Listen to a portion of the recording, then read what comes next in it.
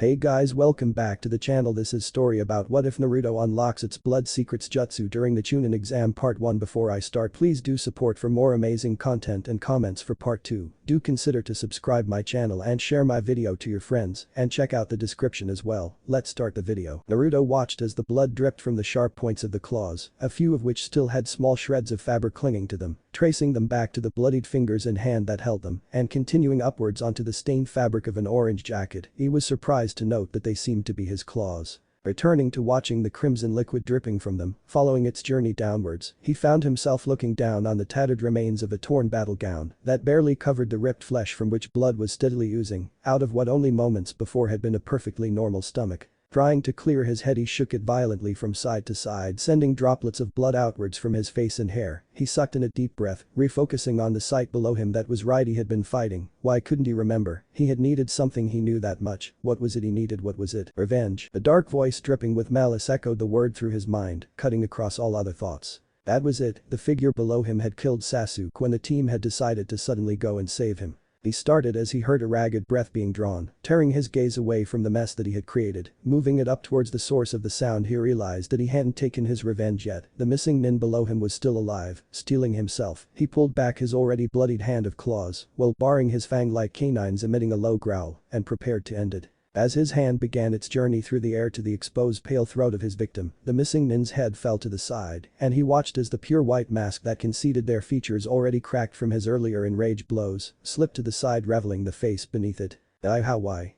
The storm of red chakra that had been surrounding Naruto and influencing his thoughts faltered as a surge of emotion swept through his mind, casting a sea of doubt at his actions upon him. His hand stopped and fell back to his side as his mind whirled with the new information. "I'm sorry, Naruto-kun." The words were only whispered, yet they carried across the damp misty air to Naruto. With them came a weak cough which spilt blood that splattered up out of the ninja's mouth to taint the pale skin around it. Naruto's voice seemed to break as he spoke. What had been simple moments before had suddenly become all too much for him to handle. He was meant to be avenging his teammate. That had been easy, but in doing so he had put someone who, although he had only met a few days prior, he had shared a bond of friendship with that he had failed to receive from other people his own age, to the brink of death with his attempts at delivering vengeance. The other boy, had known his pain all too well, the pain of loneliness. Why? He managed to gasp out as his voice seemingly failed him. He felt betrayed. Was this the same as all the other so-called friends he had made, who had gone on to only stab him in the back, sometime even literally? His mind started to cloud with darkness as his thoughts darkened. "You should understand." Haku paused, wincing. Clearly it was causing him great pain to manage to talk. "Zabuza-sama, he saved me from their hatred, the loneliness. Would you not do the same if someone who you held precious asked you to?" Looking down into Haku's slowly dulling brown eyes that held the same timeless pain that his own did, Naruto remembered what he had said about precious people when the two of them had met before this all took place in the forest. It all made sense now. Strange as it seemed, he understood and could even feel jealous of Haku, having that kind of attention and guidance that he yearned for but had never received. If one person had saved him from his hell, what would he have done for them? What wouldn't he have done for them? People had been there for him, the third, Haruka, Tsuchi-Nam, and more recently his team, but not like Zabuza had for Haku. Looking down on the body below him, he suddenly realized that in killing Haku, he would be not only ending his life and dreams, but destroying the bond he had with Zabuza. Did he have that right? Shrill chirping disturbed his thoughts as a sound like that of 1,000 birds in song caught through the mist-filled air around them. Bringing his gaze back up away from Haku's, he looked over towards the sound to see the shrouded form of Kakashi standing a short distance away from them, hunched over as chakra circled around him, seeming to arc up to concentrate on his left hand that was held at the wrist by his right, as more chakra was gathered. Lighting formed and seemed to dance, seeking escape from his upwards facing palm. Glancing across to where Kakashi was facing, he caught sight of another figure that had to be Zabuza. He was being disabled and held down by a large pack of dogs, all varying in sizes, which had bitten onto various points of his body, leaving him wide open for Kakashi to finish off. Violent coughing filled the air as Haku tried to force his injured body to move. "Protect Zabuza-sama, protect Zabuza-sama." He was muttering this mantra over and over as he struggled to rise. Locking eyes with Haku, Naruto realized what he had to do. Steeling himself again, he pushed Haku back down onto the ground and pressed on past him, moving forward. As he did this, Kakashi started to move as well, swinging the bright blue crackling lighting wrapped around his left hand backwards with a cry of "Rikiri." They both ran towards the immobilized form of Zabuza. Forcing more chakra to his legs, Naruto shot in between the two figures, trying to intercept before it was too late. As the shrill chirping of his prize jutsu faded away into the mist, leaving the smell of charred flesh assaulting his nose, though the mask that covered the lower half of his face, above which held eyes open wide in shock as the three black tomes in one spun rapidly round the pupil, Kakashi just stood there frozen at what was now where his target of Zabuza's chest had been moments before. The cough followed by a splatter of blood hitting him in the face shook him out of his trance-like state to be able to look up at the face of his genin student whose once brilliant blue eyes were now fading as they focused down at the arm of his sensei that had been impaled through his chest with the ease of a hot knife through butter. Trying to get a grip of himself, he brought his right hand up to support Naruto's weight as he carefully removed his hand from the orange-clad boy's chest, placing him down on the cold unforgiving surface of the bridge below. Tears began to flow from his uncovered Sharingan eye. This couldn't have happened, not to him. He had so much he needed to teach the boy, so much to tell him. He was supposed to be the next Hokage like his father before him. Chuckling reached Kakashi's ears over his own thoughts and then full-blown manic laughter that erupted from the Jutsu's original target. Well done Haku, you truly are a worthy tool, turning an enemy to our cause and so saving me and ending an enemy's life. You never cease to amaze me, my tool.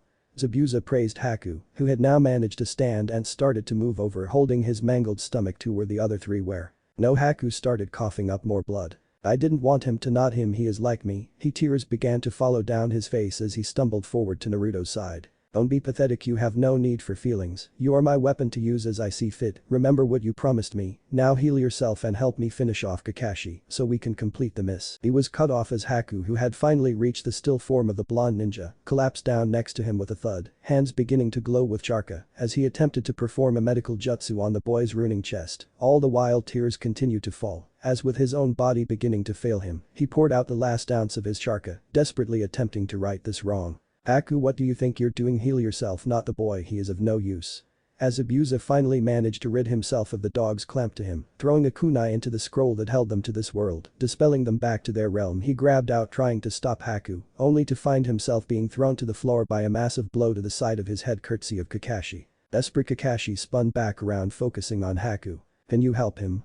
But even as the words left his mouth he had to watch as Haku swayed, then fell forward onto Naruto's chest, hands still glowing in their vain attempt to save him. Naruto felt cold, very cold. He couldn't see though if that was because it was dark or just from his eyes failing him, he couldn't tell. He felt a tugging sensation, and looking around the never-ending dark, he saw a trail of light green charka descending towards him, slowly fighting its way through the void. He found himself reaching out to it, stretching to feel its warmth, and suddenly his eyes seemed to reopen, and he was back on the bridge looking down at the pain in his chest that seemed to be duller than he remembered it. He saw Haku lying on him, his expression blank, eyes lifeless as the green charka flickered, then faded away from the tips of his hands. But even Heika's sacrifice wasn't enough. Naruto could already feel himself being called back to the cold embrace of the void. It was just too cruel, he couldn't die here. There was so much he had to do, his dreams, the promises he had made to other people. As the world slowly faded back to darkness, all of a sudden a deep growling filled his mind, and then everything turned red. On the outside, Kakashi watched as the charka faded away from Haku's hands, and then Naruto's eyes went dull as life momentarily rekindled slid from them. As he went to move back towards them, Naruto's eyes shot back open, no longer their usually bright blue, this time slitted and red, the eyes of an animal, the eyes of a fox. He remembered those eyes well. Kakashi froze, and as he did, a wall of red rose up surrounding both of the boys, encasing them away from him and Zabuza. He remembered the feel of that charka. He felt like he was suffocating as waves of it rolled across the bridge, pushing away the mist that still lingered. Is the seal broken?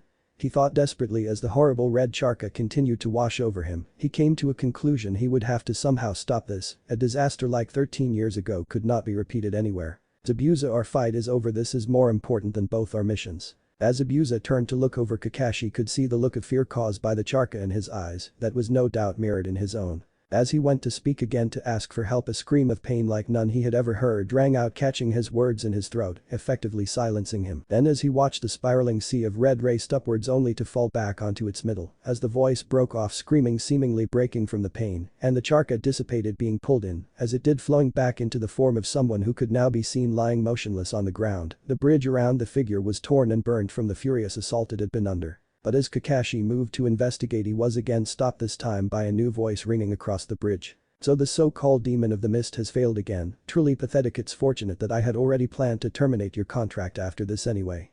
Now that the mist had cleared, a new group had arrived. In front of an armed force of at least 100 men stood a small man dressed in a dark business suit, one arm recently broken in a cast, the other clasping a wooden walking stick in front of him. It was he who had addressed the rest of the bridge. Now that you have failed, I think it's time I finished off this job myself. It must be true that if you want something done right, you have to do it yourself." The voice oozed with deceit and cruelty. "Zabuza, you slimeball, I should have known you would have planned this. I will get you for this, mark my words." Zabuza paused in his rant to turn back to face Kakashi and continued in a much calmer, sadder voice. "You were right, our fight is over. I have lost the only thing I cared about for a cause that was not mine own or his." Turning back to Gachuo and his army, he finished, his voice falling to a deathly whisper by the end.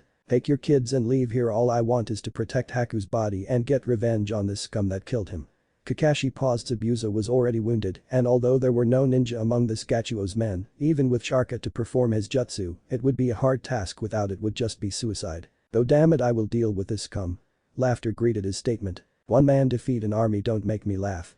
Gachuo paused for dramatic effect before smiling sickeningly. "Finish him." As the men started their run towards the still form of Zabuza, he just chuckled darkly before hefting his Zanbato up from the ground beside him and running to meet them, a maniacal smile on his lips as he did. That day a legend was born of a man who used his own life and with it defeated an army and killed a tyrant, saving a country that was not his own, and in doing so becoming a hero in the eyes of the people and hopefully finally finding peace. Drip drip drip, it was constant and irritating. Combine that with the pain in his body, and the otherwise at peace boy was starting to get annoyed at the sound that was affecting his much needed rest. Finally having enough, he cracked open his eyes with the intent of turn off the tape or whatever else was causing the annoying sound, that failing he could always smash it. As his eyes opened, he found himself alone, seemingly looking upwards into total darkness. Assuming it was night, he stayed still, waiting patiently for his eyes to adjust to the dark so he could move towards the sound and hopefully end its existence and go back to his resting. Slowly his eyes seemed to manage to draw more light from the surroundings, and still looking up, the first thing he saw was his own breath as it misted the air in front of him, and as his vision extended to past that he found himself staring through the gloom at what seemed to be a network of pipes. In fact, from what he could tell by tilting his head, they covered the walls and the ceiling, running up and down what he had now established as a hallway of some kind.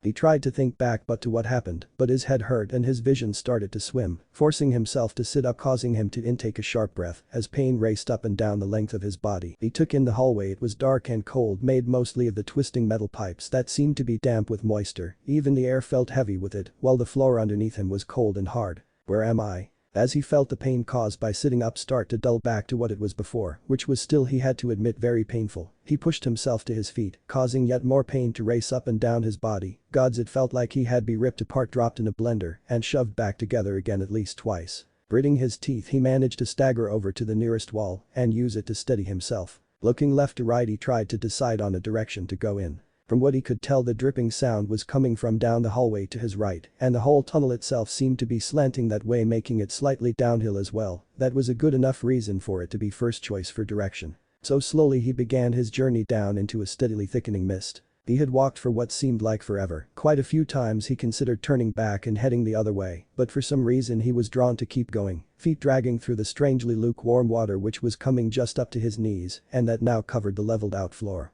Well, he reasoned, at least he knew what was causing the dripping sound. Water falling from the heavy mist that condensed on the pipes above fell to the water below, making the sound echo down the tunnel. There was little he could do about stopping it though. While he walked onwards, it seemed to be getting warmer too. The air felt like it was smothering him, closing in around him, forcing him to breathe in increasing amounts of water from it as he felt like it was becoming too much, and his resolve about this direction crumbled. He began to feel faint, and with a half-fall half-stumble forward, the mist ended suddenly. As he took in deep grateful breaths of the clear air, he slowly raised his face from looking down into the water, rising up out of the murky water directly in front of him were tall imposing bars of a golden colored metal that stood vertically from floor to ceiling, bearing the way forward, and on the central one, a lock joining what he realized were now two halves of a great gate, together with a piece of paper with the kanji for seal on it. He could see something lurking in the dark behind the bars. He moved closer, trying to make it out. The room he was in began to shake, almost like the very foundations of the place were being rocked, while a great rumbling sound penetrated the air around him. Red silted eyes burst into life from behind the bars, freezing him to the spot as a set of white fangs shone from the dark as the beast's mouth was opened, and a great roar coupled with a wave of foul-feeling charka swept over him, pushing him back and nearly driving him down into the waterlogged floor below. As the roar echoed away down the hall, carrying the mist behind him with it, a deep dark voice cut through the air. "Finally my jailer graces my humble abode. I was starting to think this day would never come, although I admit that the circumstances of your being here are less than ideal. The voice itself was enough to make his stomach turn, and his already weak and pain-filled muscles trembled in fear, gasping in a breath as he realized just what the creature before him was. He forced a question from his mouth. "The Iwu, you're the Kyuubi, aren't you?" "Haha, not wasting time, I see. Yes, Brad, I am the mighty Kyuubi no Kitsune, the most powerful and feared being ever to walk this earth. Now ask the questions you're dying to ask, and after that we have something to discuss in case you're yet to notice it." Demon it might have been, but at least he could get some answers. Well, he hoped so. "Where is this? How am I here? Am I dead?" His voice trailed off with the last question, leaving it to hang in the now charcoal-laden air. "Well, this place would be your mind, cheery, huh? And the second two are connected. You are here because currently you have fallen into a coma-like state to help with my healing due to what has happened to your body, so no, you're not dead." After thinking this over, he answered simply. "Thank you, what was that? You saved me. Without your healing me I would be dead, and over the years I would have died many times from those other attempts at my life, so thank you." "Will you thank me? Did you forget I am the very reason your pathetic village hates you, looks down on you, the very reason they want you dead?" At that reminder of the past he tried so desperately to suppress, the head of the boy fell slightly forward to look down at the rippling water below him, eyes clouding over, as memories of his horrible past sprang unbidden to his mind's eye. He watched as he was chased down the streets by mobs with torches, as he hid desperately in a dumpster as two men with knives already stained with his blood searched, laughing all the while looking for him. Then the worst ones of all, his people gained his trust in attempts to kill him. Tears started to fall as he watched his father bring a knife down to kill his mother, then turn eyes dancing with flames of madness to finish him as well, only to die, ice forming from nowhere to rip the man's body apart as he approached.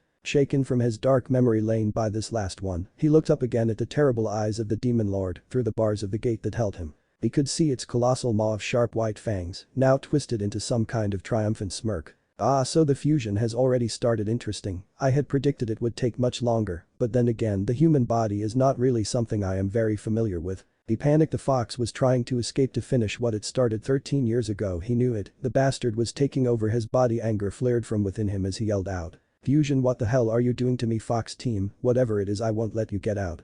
As he yelled this, he steeled his body for the attempt that was no doubt being made on it. "Watch your mouth, child, I may be trapped in here, but have no doubt I could make your life a living hell. As for what I did, it was necessary for both our survivals. My death is something that I will not allow to pass, and if you as you humans seem to be fond of doing care, the boy that you fought will also be alive in a sense. So then these must be Haku's memories, which means then that I'm fusing with him. Why? What good would that do? For one, it was the only way with all the damage you suffered to keep you alive, though due to me being within you, forcing the change, it has caused you to be a sort of main body. Even at this very moment you are finishing absorbing this Haku into you. As it is, Haku will exist within you as well, not like I do but as an actual part, like two becoming one. This is what caused the sharing of memories you experienced, as at the moment your subconscious is joining to his, now that your physical bodies are finishing fusing." It seemed to pause before continuing, to allow the boy, now established as whatever you would call a Naruto Haku, to register what it meant and notice that the pains that had been racing through his body were beginning to cease, while his headache began to grow worse. "Even better, I have managed to take the better traits you both had and combine them, and doing so eliminating some of your more, what was the polite way to tell his container, he was pathetic, glaring weaknesses." The more Naruto-ish side of his forming personality bristled at that comment, as if he had weaknesses he was going to be Hokage. Glaring up at the fox, he waited for an explanation that had better be good, or else he would do something, that's for sure. "For starters, this will grant you a Kekkei Genkai ability, the Hyoten, which I have seen fit to improve slightly to reduce the risks it carried to the user. You will also not need to waste time learning to activate or use it, something which is extremely difficult, as you will already have all the techniques and manipulation skills from the years of training that were put into its development. Your physical changes will make you more graceful, taller and faster, and the skills in fighting and other techniques that Haku had will all be yours. Also, I have improved your Charka system by using his, making yours more effective, so it will be easier to control your Charka at no cost to you amount-wise." Oh. That was kind of a lot to take in, especially since his head was starting to hurt more now, as years of information on the life his other half had lived piled into it. At least his body had stopped hurting though, so he guessed it meant the physical side of things was over at least. "Will I look much different? I mean, will people know who I am still?" Even a demon like the Kyuubi could understand that comment and detect the fear in the boy's voice. What if he looked even more like a fox?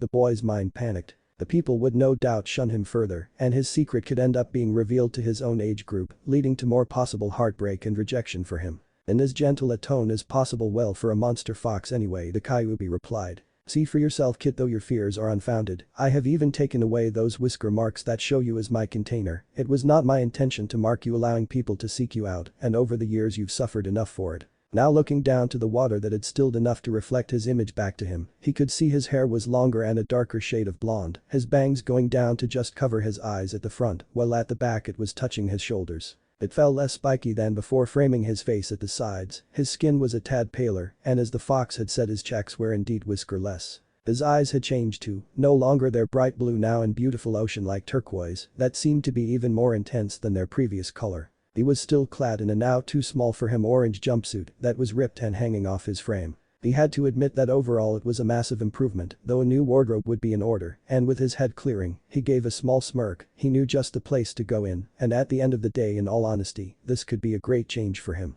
He decided he would have to thank the fox for it. Demon, he was proving to be very thoughtful, but before he could, the fox chose to speak. Save your thanks kid, though I thought you would like it.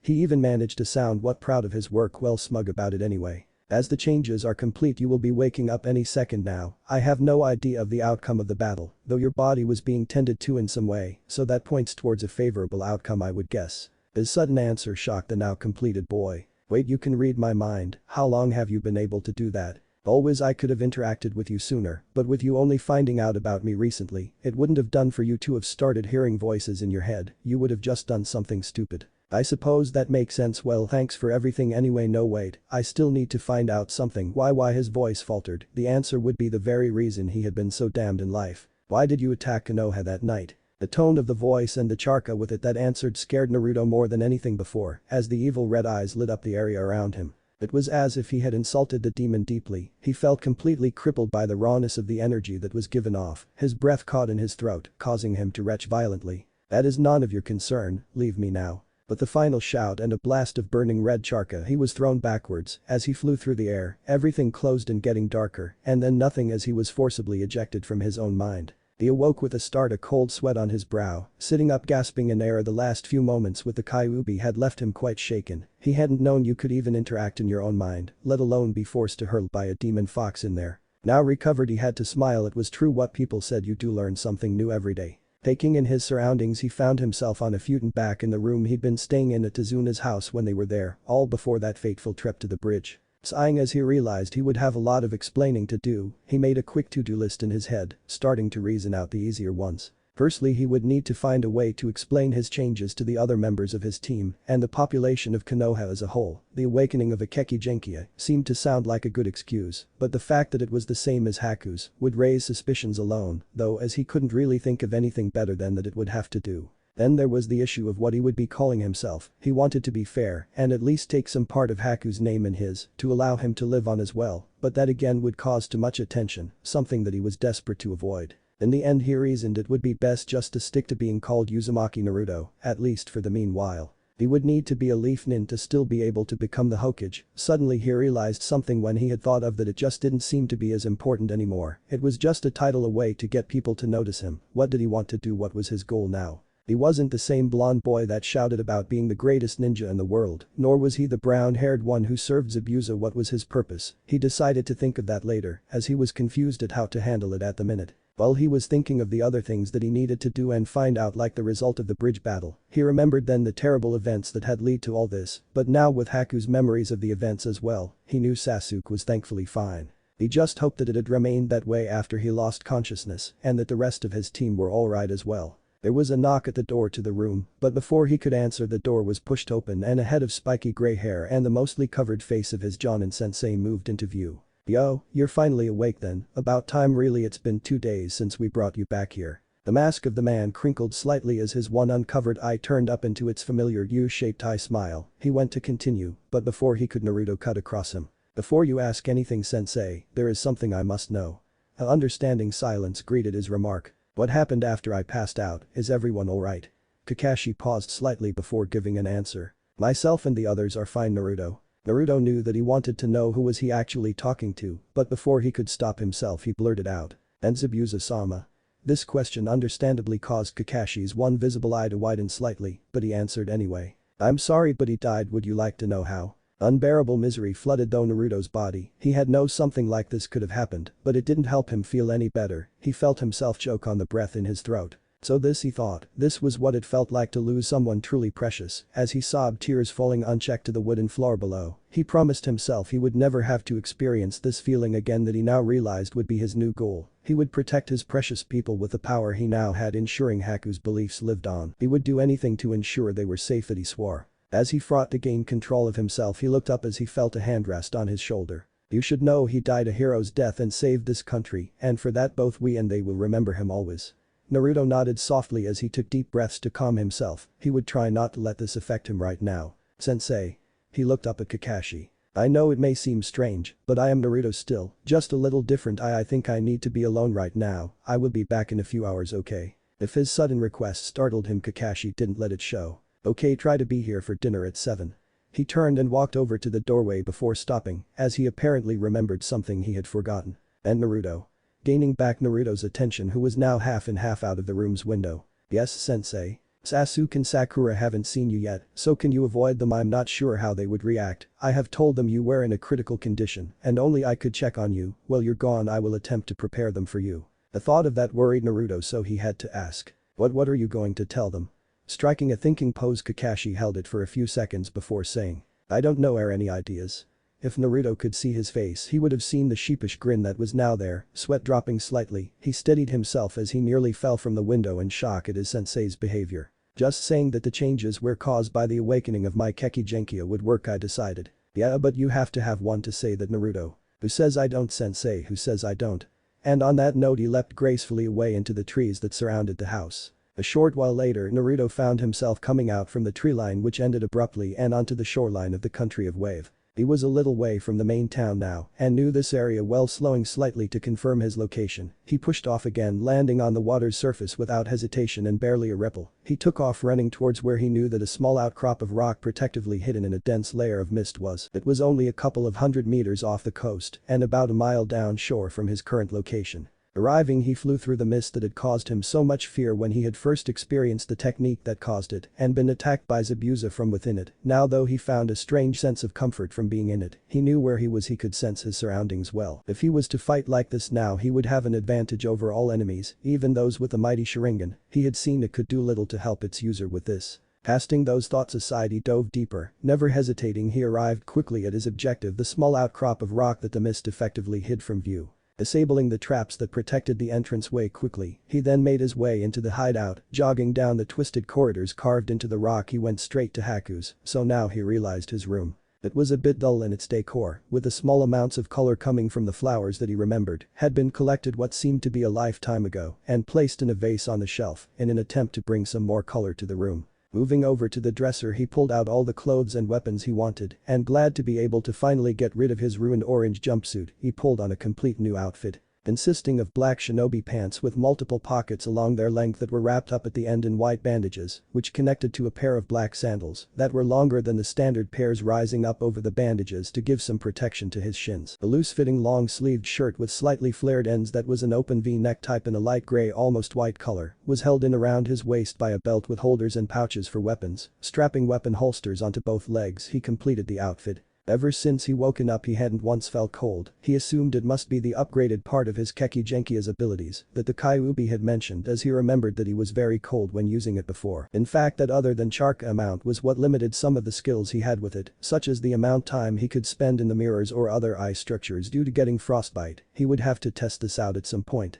Heading back to his packing, he took a backpack from the corner of the room, putting the rest of the clothes he wasn't wearing and the spare weapons in it. He left the jumpsuit to rot on the floor. He then went over to the dark brown wooden chest at the end of his bed, which contained his most valuable possessions, and swinging the lid back open, he swiftly placed the contents into the bag as well. This consisted mainly of scrolls he had either written himself on the Hideout or that had been given to him by Zabuza. Satisfied he had everything he needed from his room in the bag, he left to head further down the corridor to Zabuza's room. If his room had been dull compared to this, it wasn't. Zabuza's room was Spartan at best, not wasting time looking over a room he had seen many times before, and careless due to his knowledge of the numerous deadly traps that dotted the room. He crossed it and picked open the lock, which was on an iron-bound chest in the corner, with one of his senbon he had grabbed from the other room to replace his kunai and shuriken. Inside were the scrolls that had been stolen the night of the assassination, and takeover attempt against the Mizukage ended in failure, and Zabuza had been forced to flee Kiri in order to save himself. These were one of the reason for his fearsome reputation, as the scrolls contained almost all the non-clan jutsu that Kurigakure no Sato possessed. It had also helped with his gain in popularity with Kiri Hunter Nin. Leaving his reminiscing alone for the time being, he gathered them all together and dropped them into the backpack with everything else. Going to leave, he paused on his way, pasted the dresser to pick up one of Zabuza's spare Zanbato holders. He put the brown leather belt on and an X across his torso and left. The icy wind swept the tears from his face before they fell to the ground, though the figure didn't notice the cold that had forced all other people inside, as he paid his last respects to a man that had taught him so much, not only that, but saving him from a crippling loneliness and giving him a purpose in life. He had followed the funeral procession from its start in town to here, and now that everyone had gone home, he could be alone with Zabuza one last time. The long dark blonde hair, now pulled together at the back into a loose ponytail that fell to just in between his shoulder blades, was swept across his face by the frigid wind at the front as he gazed down at his hands that were held out in front of him. In his right was a Konoha forehead protector, while his left held the pieces of a mask of white, some bits marked with a red pattern, the mark of a ninja of Kiri engraved on one piece. He had collected these from the bridge after leaving the hideout, and from there slowly made his way here. Placing them off slightly to the side, he knelt just to the side of the flower-covered grave, which held Zabuza's body, and began digging, using his hands to turn over the hard earth. His fingernails caught and were ripped off, but this didn't even faze him as he tore with fierce determination into the earth. After several long minutes of furious labor, he stopped and taking the items he had held before, he placed them in the hole he had made. Looking at them for what would be the last time, Naruto then refilled the hole and patted it down. With his twin pasts now buried, he could look forward to a new future, or so he hoped. As he raised himself to his feet, he detected movement across the clearing as another person arrived. "Am I to think you are intending to leave the services of Konoha then?" At the sound of the familiar voice, he turned to it. Kakashi stood there, his usually laid-back expression now a frown. "You missed dinner, by the way." If it was an attempt at a joke, his voice didn't show it. Facing him, his tears now gone and his expression hardened, Naruto answered. "I would never break my word. I swore to myself that I would protect my precious people, so that is what I will do." "But you don't want to be a ninja anymore then?" Realizing what him burying his forehead protector would have looked like, Naruto quickly tried to make him see he had no intention of leaving, before he ended up being restrained and dragged back to Konoha. "I have no intention of not coming back. My forehead protector was damaged in the fight. I will have to get it replaced with a new one." Kakashi smiled happily as he relaxed. He wasn't going to have to fight, well, beat his student after all. "Well, it's your mission payment you're wasting, not mine." "That's fine, this should be at least an A rank by now anyway, and we can always share the bounty on Zabuza."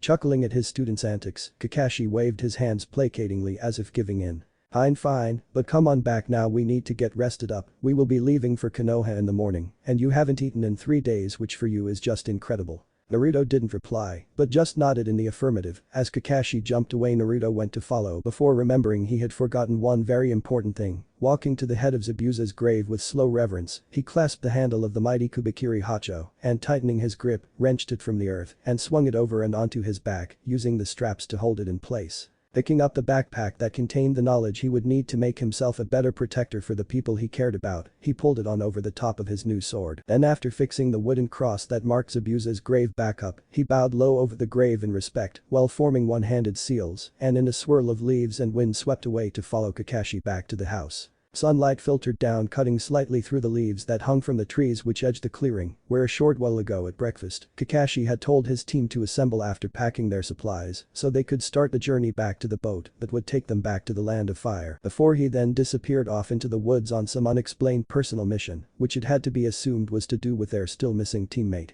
Down below under the trees, 2 figures sat on a single log that lay marking the edge of the clearing, one a boy with dark hair and eyes currently staring down into the ground, his hands clasped tightly together under his chin, obviously in deep thought. He was dressed in a high-collared blue short-sleeved top with white shorts. While down the log to his left sat a girl with bright pink hair and emerald green eyes, clad in a light red dress rimmed with white, under which were tight black shorts. The girl had been seated quite far away, but seemed to be slowly closing the distance between her and the boy, shuffling down the log in what she seemed to think was a subtle manner, all the while casting nervous glances at the brooding boy. Sasuke was starting to get a tad annoyed. Actually, annoyed would have been about 2 hours ago. He was now much closer to livid. It had been just over 2 hours since his wayward sensei had told them to meet in the clearing, packed up and ready to go back to Leaf. 2 hours spent dodging while crushing the advances of his one female teammate, who just didn't seem to take a hint or even a badly aimed Kaiten jutsu in the half hour he had spent training, well venting his mounting anger on the surroundings. What really was annoying him though was his defeat on the bridge. He knew that the missing nin he had been fighting hadn't been serious about killing him the moment he had activated his Sharingan and seen just how fast those needles were being thrown, and the ninja was moving between those mirrors. That was a jutsu he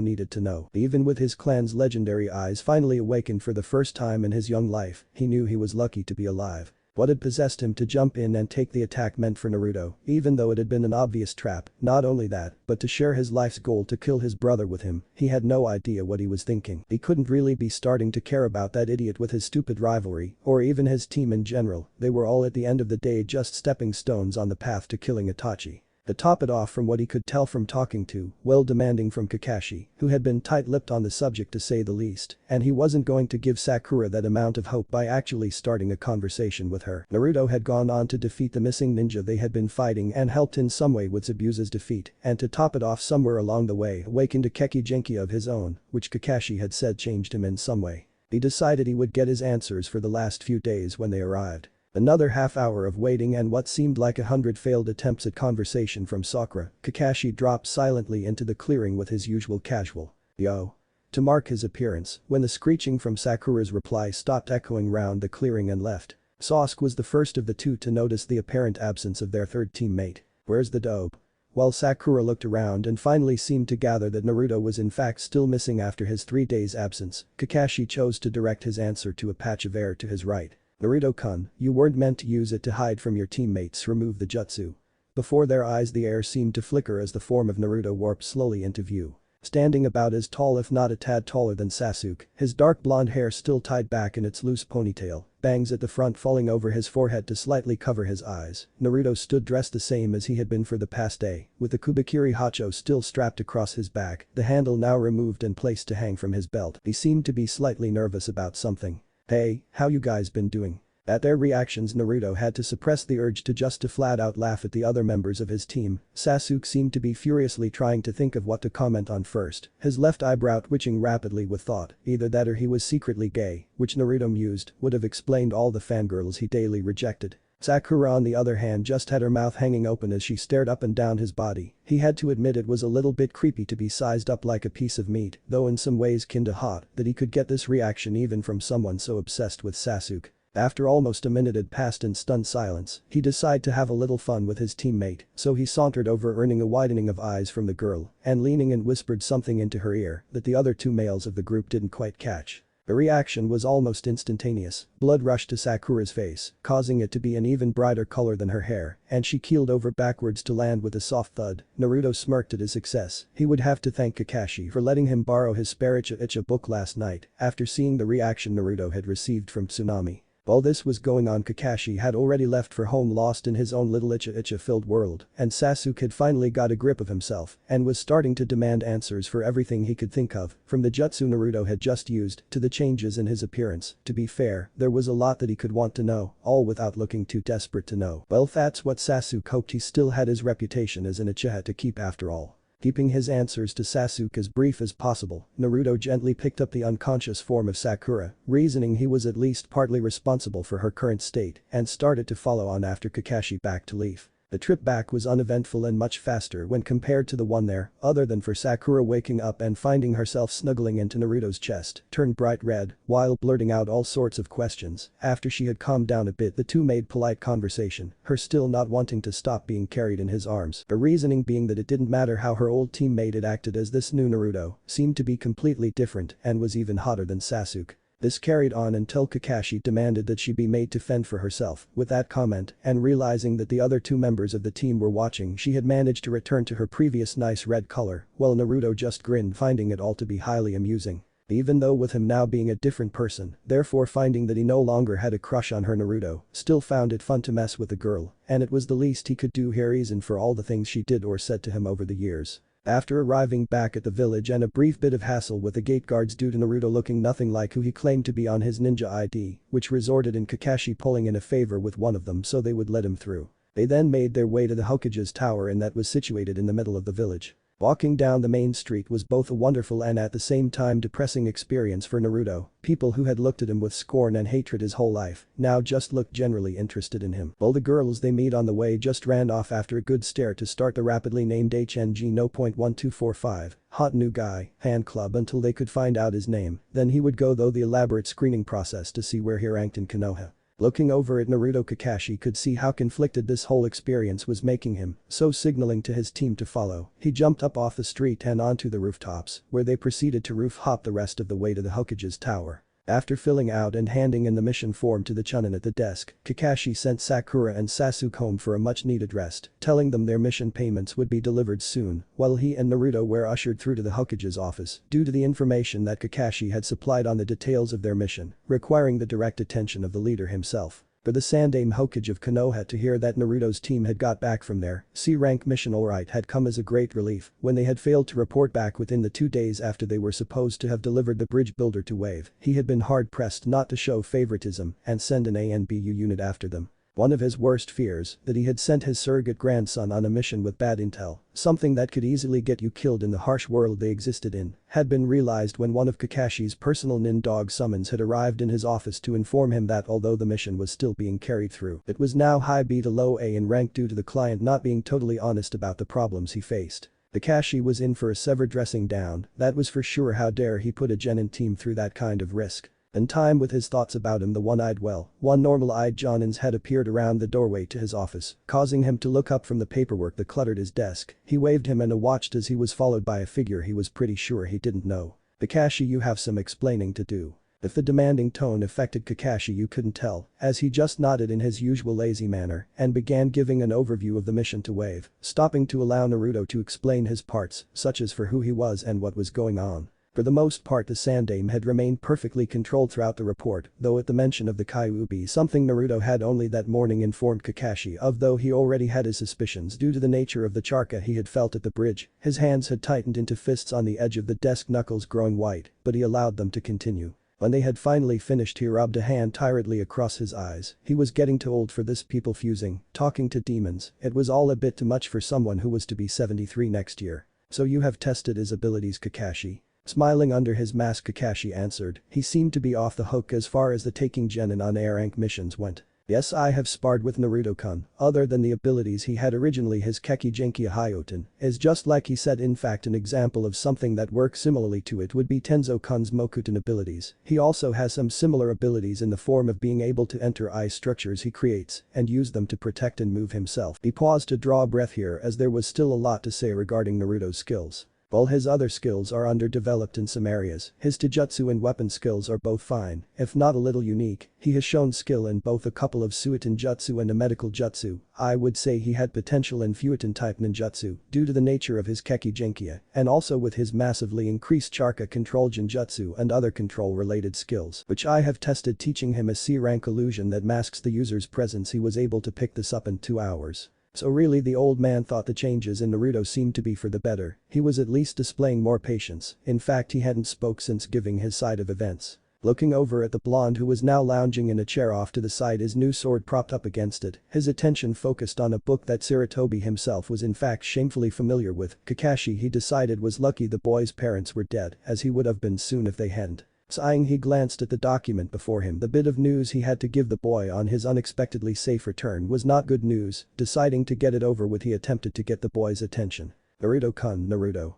The boy in question barely glanced up from his book, shooting a glare at the sheepish-looking Kakashi. He tried again, this time in the form of a kunya. With Naruto's attention now firmly on him, he continued. I'm sorry to say I have some bad news for you. While you were away, some villagers saw fit to burn down the apartment complex you live in. I have tried to get you a new home, but after this display people are hesitant. That was a polite way of putting the reactions, to be honest. He thought.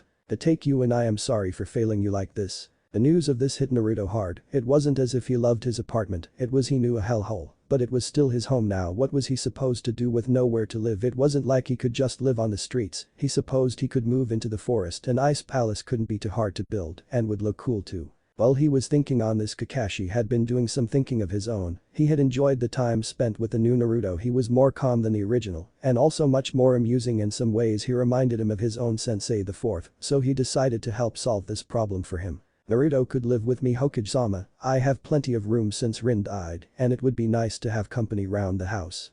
At the mention of his dead wife, Kakashi's face had fallen, but he had plowed bravely on. Although it was a good idea, Sarutobi had to pause. Naruto had already adopted one of Kakashi's habits. With them living together, more could soon follow, but he realized it wasn't like he had a lot of choice otherwise, and Kakashi lived on the edge of the clan area and around where most of the ANBU and some other higher level ninjas lived, so the villagers wouldn't be a bother there. So, sighing for what seemed like the 1000th time since the conversation started, he gave his consent and made a note to have the paperwork written up. While Naruto grinned up at Kakashi, who had a small smile of his own, he asked Naruto a few more questions that had been bugging him and concluded the meeting, making sure to tell Naruto to get his ID redone and get a new headband on the way outside after they collected the bounty on Zabuza. After they had taken care of those two tasks, Kakashi took Naruto across the village, showing him the way to his house. Arriving at Kakashi's home, Naruto was taken aback. It was huge, especially for someone used to a one-room apartment. Kakashi had explained on the way that he lived in his family home, and although the Hokage family had never had the numbers of the other major clans, such as the Hyuga or the Inuzuka, and now in recent times with their numbers dwindled down to just him,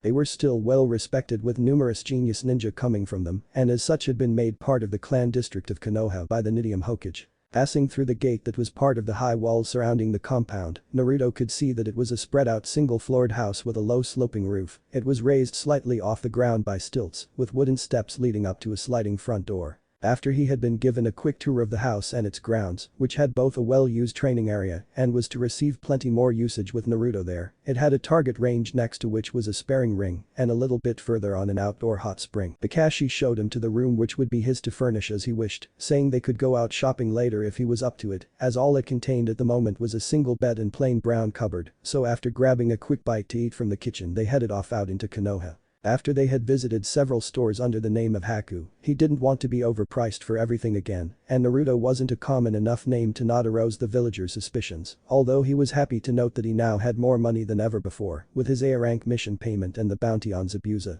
When they had got what he thought would be enough to furnish the room to his tastes, he had asked Kakashi to take him to a weapons store that would be likely to sell senbon needles, as his own stock was running a little low. Kakashi took him to a store that was right on the edge of the ninja district, where he had never been before, and then giving the excuse of duty to attend to left, to read his book or catch up on looking at the war memorial. At least that was what Naruto assumed. Entering the store alone, he saw it was a weapon lover's paradise. Blades of varying sizes lined the walls, though none the size of the Zanbudo he had left back in his room. Racks of weapons formed rows, and at the end of what he presumed was the main one there was a counter. Unable from a quick inspection of the store to see any senbon, he decided just to ask, so going over to the currently unmanned desk, he pressed the bell a few times to try to get some attention. Just as he was about to give up and leave for home, a hand tapped him on the shoulder, and turning he found himself looking slightly down into the chocolate brown eyes of a girl that seemed to be around his age. Dressed in a light pink sleeveless top and black bottoms, she was undeniably pretty, though with her hair all pulled up into two buns, apart from the strands that fell to frame her face a bit tomboyish.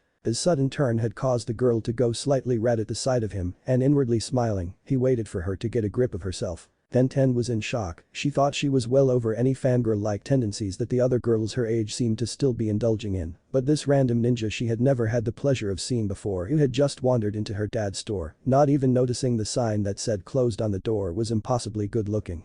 After a few seconds of mentally beating herself half to death, she realized she had yet to speak. "You do realize the store is closed, right?" She wasn't going to be nice to some guy who just waltzed in, then made her feel like an academy ninja again. Naruto just smiled politely. "Oh really, my mistake, a friend told me this was the best place to buy senbon in Konoha." Again she was taken aback. Senbon were a rare thing for a ninja, well anyone to want. In fact, only one person she knew of in Konoha actively used them, so she couldn't help but being interested in asking and giving her bit of advice. "Can you actually use them? You're what, only a genin? Senbon are extremely difficult to use. I suggest you stick to kunya until you're older." This only caused Naruto to chuckle slightly. "Of course I can use them, in fact I've trained in them since I was about 6, why can't you? Also you don't look to be much older than me." Without knowing he had offended Tenten, who although a master of almost all weapons still struggled with using the awake little needles. "I'm 14 and I am in fact a weapons master and going to be the greatest female ninja in the world, so of course I can use them. Who are you anyway?" She didn't want to look at, but she was interested in him and his apparent skill in a weapon she found hard to use. Once he got over his amusement at how much she sounded like he used to, he thought quickly, it wouldn't do for him to be refused service everywhere he went again, so he stuck to the same half-truth he and Kakashi had been using all day. Haku, Genin of Konoha, who might you be? Realizing she was being rude, which her dad would kill her for being to a potential customer, and she would kill herself if she got this guy mad at her, she calmed down a bit. I'm Tenten, I'm also a Genin, this is my family's store. Naruto nodded, taking that in. Ah well, it was nice meeting you, but if you're closed I have to go. As Naruto began to move to walk past her and out of the store, she grabbed out, taking hold of his hand and held him from going, blushing faintly at holding such an attractive guy's hand, even if it wasn't really with his consent. Wait, now I'm down, I can serve you. We keep the senbon in the back as they're not asked for often, and if we leave them out, someone only knocks them over, and it creates a massive mess which my dad then makes me clean up. Smiling and nodding, Naruto agreed to wait for her to fetch them. Shortly after she disappeared into the back, Tenten reappeared with a box a tad dusty and flustered, though it seemed she was being truthfully that people really didn't ask for senbon here often. Dear, how many were you looking to get? As she passed one over to him, Naruto had to admit, at least to himself, she was even more cute when all messed up. I will need at least 200, but can I have them made here to be picked up in batches of 20 a week? I don't want to go through them too quickly. Also, it would give him a chance to visit her again. Too much icha he decided was not good for him. He would have words with Kakashi later about giving him such an inappropriate yet highly addictive book. Okay, we only have about 100 currently in stock and 50 of them are being held for the other customer I told you about, but if you place an order we can easily make 20 a week for as long as you need. That would be great, but I will need to test them first. I don't need weapons that will break. Always quick to take offense, this wasn't the right thing to say to Tenten, who had in fact made the one he was looking at herself. I assure you all the weapons we make are of the highest quality, but feel free to try that one out on our target range out back. She said while pointing over to a side door. If she was to be honest, she was also interested if he could actually use them like he claimed. As she watched, he nodded, seemingly not bothered the least by the tone she used, and walked over to the door and went out. Following quickly to make sure she didn't miss it, she went after him. But by the time she came out, the needle was already stuck in the neck of a well-used target dummy 20 yards away, in what she knew was an incapacitating spot. Wanting to see it for herself, she wordlessly passed him a couple more needles, which casually followed the first all at once into various crippling spots at the shoulder and knee. Looking at the boy who was currently brushing his blonde hair out of his eyes, which were looking forlorn and deep in thought about something, she was surprised to say the least. He was good, very good. In fact, based on those throws he was prefect, and not just at throwing the needle. She thought with a small internal giggle, she would have to punish herself for acting like this later. That was brilliant. Who taught you to throw like that? With that comment he began to shiver, closing his eyes in what seemed to be pain, and before she could comment again he had disappeared, then reappeared, needles in hand, and saying woodily that they would do nicely, then seemingly forgetting to actually take the needles suddenly left, again disappearing, this time in a whirl of leaves and wind, confusing Tenten no end, who had only managed to nod in agreement after his sudden emotional switch. Even that the boy had moved at speed like that of her teammate Lee, then used Shushin, a Chunin level skill to leave, was left uncommented on but not forgotten. 2 hours later, Naruto was still sitting, knees pulled up to his chest, where he had disappeared to, with freezing wind swirling around him, tugging at his clothes and pulling the moisture from the corner of his eyes. As he gazed on coldly, staring out into the night that shrouded the city below him, his mind darkened with memories from his pasts. 3 more hours had gone by, and finally someone found him asleep where he had sat. It had been Kakashi that found him, though really there was no one else who knew to look. After Naruto had not come back for dinner, he had worried due to all the recent events that had happened to his young student and friend, and gone looking, starting at the weapons store he had left him at. After getting the story from the girl who had then confused him by quite suddenly asking for Naruto's address, he picked up Naruto's order and paid for them. From there he just started making his way around Konoha to places that the third Inuruka, who he had asked for help from, had told him Naruto was no by them to go. It was on top of the head of the fourth second's head that he had found him, lying there seemingly unaffected by the harsh night wind. He hadn't bothered to wake him, and from the head had taken him back to the room that after he had left Naruto at the weapons store he had furnished with the stuff they had brought earlier, wanting to surprise him with a complete room, then gone down the hall to his own room to get some well-deserved rest as well. Waking up in a warm bed was nice, he felt safe, a rare feeling for him. Rolling over he savored the feeling as he took in his surroundings. It looked like he was in the room Kakashi had given him, but some things had changed, such as the scroll holder and desk with various other items that had been purchased what he assumed was just the day before. While he was thinking on this, he was distracted when the smell of burning food assaulted his nose. So pulling himself out of bed and as he was still dressed he made his way to the kitchen to find Kakashi making while attempting to make breakfast. After stepping in and cooking for the both of them they settled down to eat, making small talk and Naruto asking for possible training tips and permission to use the grounds. But Kakashi understanding perfectly how Naruto must be feeling and what he was going through, having lost people close to him as well, so not worrying to ask about why he had found him on the monument, knowing that if he wanted to share it, he already knew he could, and that the healing of these things took time. After breakfast, as Naruto now had the next week off as his team had been given it as a recovery period due to the difficulty of their last mission, but seeing no reason to waste it, he decided that he would start training anew. He needed to get stronger, much stronger, if he was to protect his precious people he would not fail again that he had promised. So going to his room he collected his sword and other weapons, seeing the senbon he had looked at the day before and realizing that Kakashi must have got them for him after he had kind of lost it and managed to end up leaving them there. He made a mental note to go to the weapon store later to maybe apologize for leaving so suddenly the day before and confirm his future orders. Taking the backpack with his scrolls that would need to be put in the scroll holder he and Kakashi had found later, he made his way out back to the Hokage training area. After finishing his physical routine of laps around the compound, then various physical exercises followed by high-level chakra control exercises, all while wearing the huge sword on his back to help him adjust to the weight.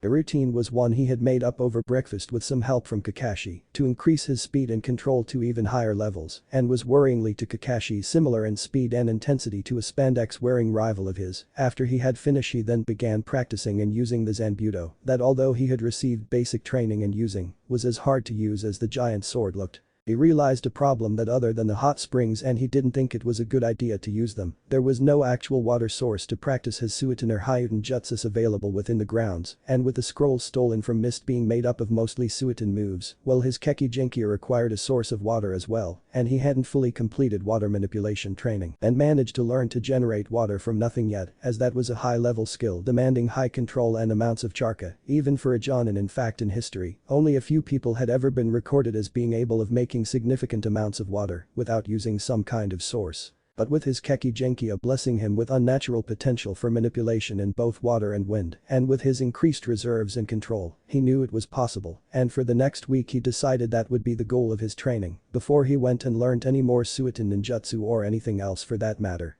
When their rest week was over Team 7 was reunited at their usual meeting place of the bridge, though when both Naruto and Kakashi turned up late Sakura was less than pleased. They then started up with D-rank missions again. Naruto didn't mind although boring they allowed him to spend more time training, while his shadow clones carried them out for him. He preferred to keep himself in semi-isolation as he still wasn't fully over Zabuza's death yet. 3 more weeks of this routine of training himself half to death all day in various things like learning then perfecting jutsu either his scrolls or attempting at making his own for the Hideout, getting help along the way from Kakashi's massive knowledge, though getting information from the man was like drawing blood from a stone. At the end of the 3 weeks they were due for their next C-rank mission. Standing in the office of the Hokage Team 7 waited, their client was late. It made a change that it was someone other than Kakashi and more recently Naruto that held things up, but that was how it was. Finally after a long wait involving Naruto and Sasuke forming a hasty alliance against their now common enemy agreeing to aid each other in their endless struggle, which was the avoidance of Sakura's advances, whose problems seemed to be too much of, in her eyes anyway, a good thing.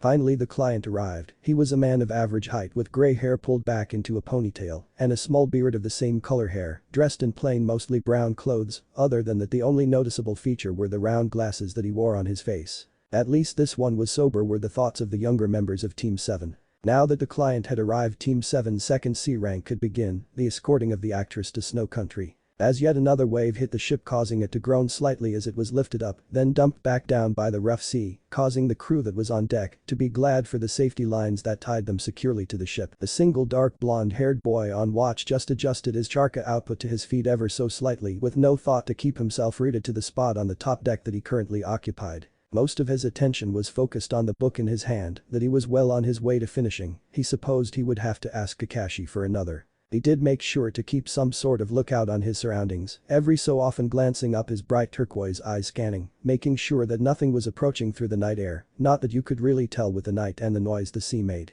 At least he never felt the cold. That was one good thing. The harsh icy wind that would drive even hardened sailors indoors was yet to prompt him to even put on another layer under the standard leaf village overcloak that now covered his whole figure. His Zanbuto had been left behind in his room at his new home. He didn't feel totally comfortable with it, yet preferring to stick to his senbon than risk endangering the team using a weapon that he wasn't as familiar with. He couldn't believe he had drawn the shortest straw and ended up helping the standard guards that had been hired to protect the crew with a watch. He was meant to have good luck, someone had cheated him, that was for sure. At least he mused it had been a relatively peaceful first day. The very brief attack by pirates had been more amusing than threatening. Raising their colors, they had charged full speed at the client's ship, and though he had actually meant to ward them off as Kakashi had asked him not to sink their ship with his Suiton no Jutsu, the end result was the same. He had accidentally overpowered the Jutsu, not used to having such a large source of water like the sea to use to power it, and smashed 5 massive holes above and below the water line on the hull of their ship, effectively ending the excitement.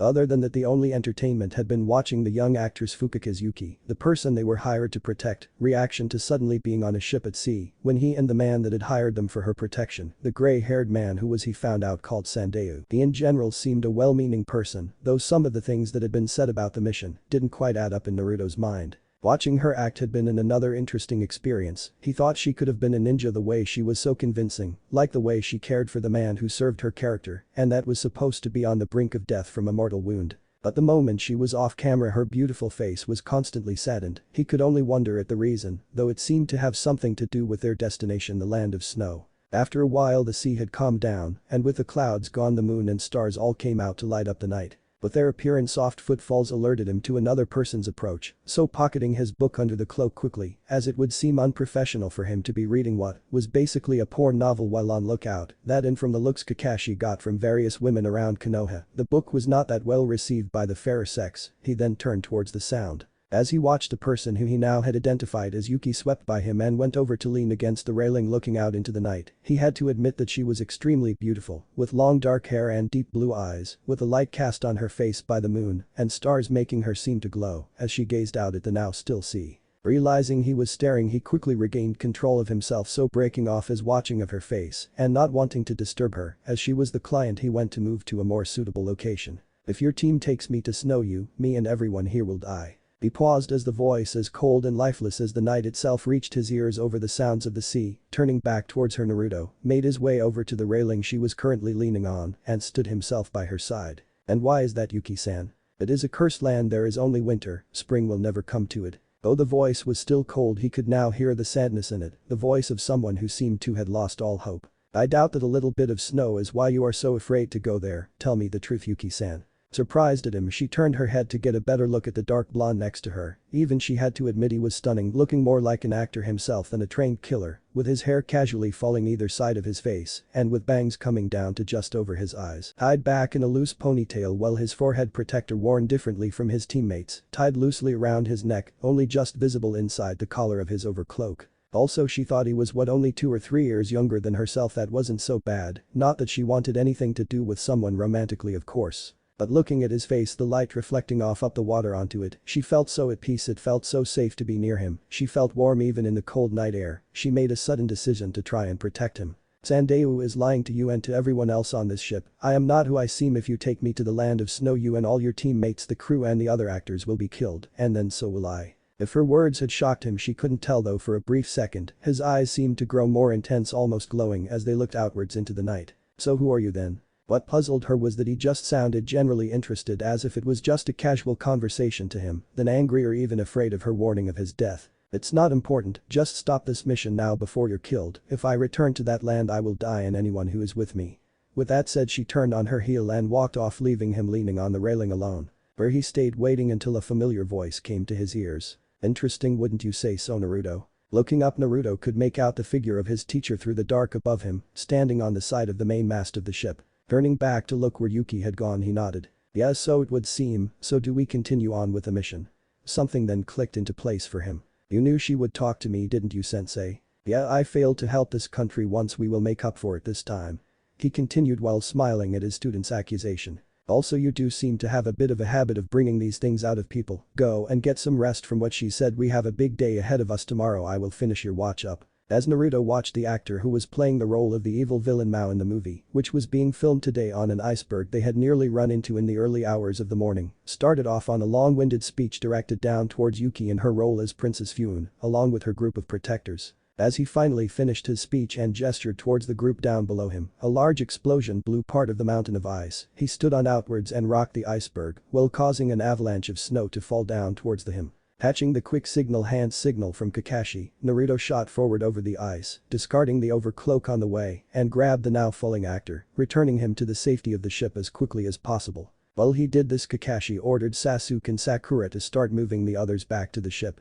As he turned back towards the place where the explosion had come from, Naruto sensed the Charka signal that Kakashi must have moments before. Standing in the side on the mountain was a tall man with light purple hair and a hat, with what Naruto assumed was a Snow Country forehead protector on it, dressed in a one-piece suit of grey and black armor that had some metal bits on it in places that he assumed could be used to help protect the user. "Welcome to Snow Country."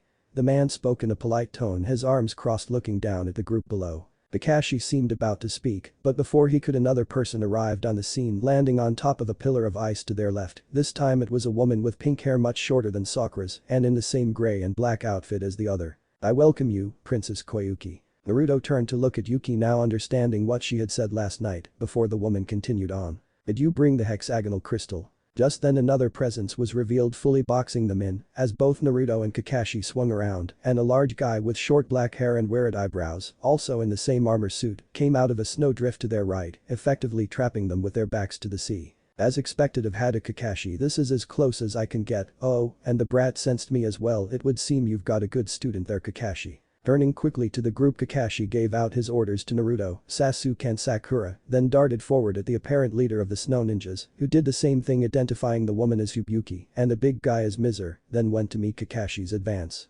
Naruto and Sasuke glanced at each other, then moved, one going right the other going left. They went after one of the enemy ninjas each, while Sakura hung back and tried to get the rest of the movie crew onto the ship behind them. While Kakashi was in conversation with his chosen opponent, who was revealed to have met and bested him before, a man going by the name of Nadarauga.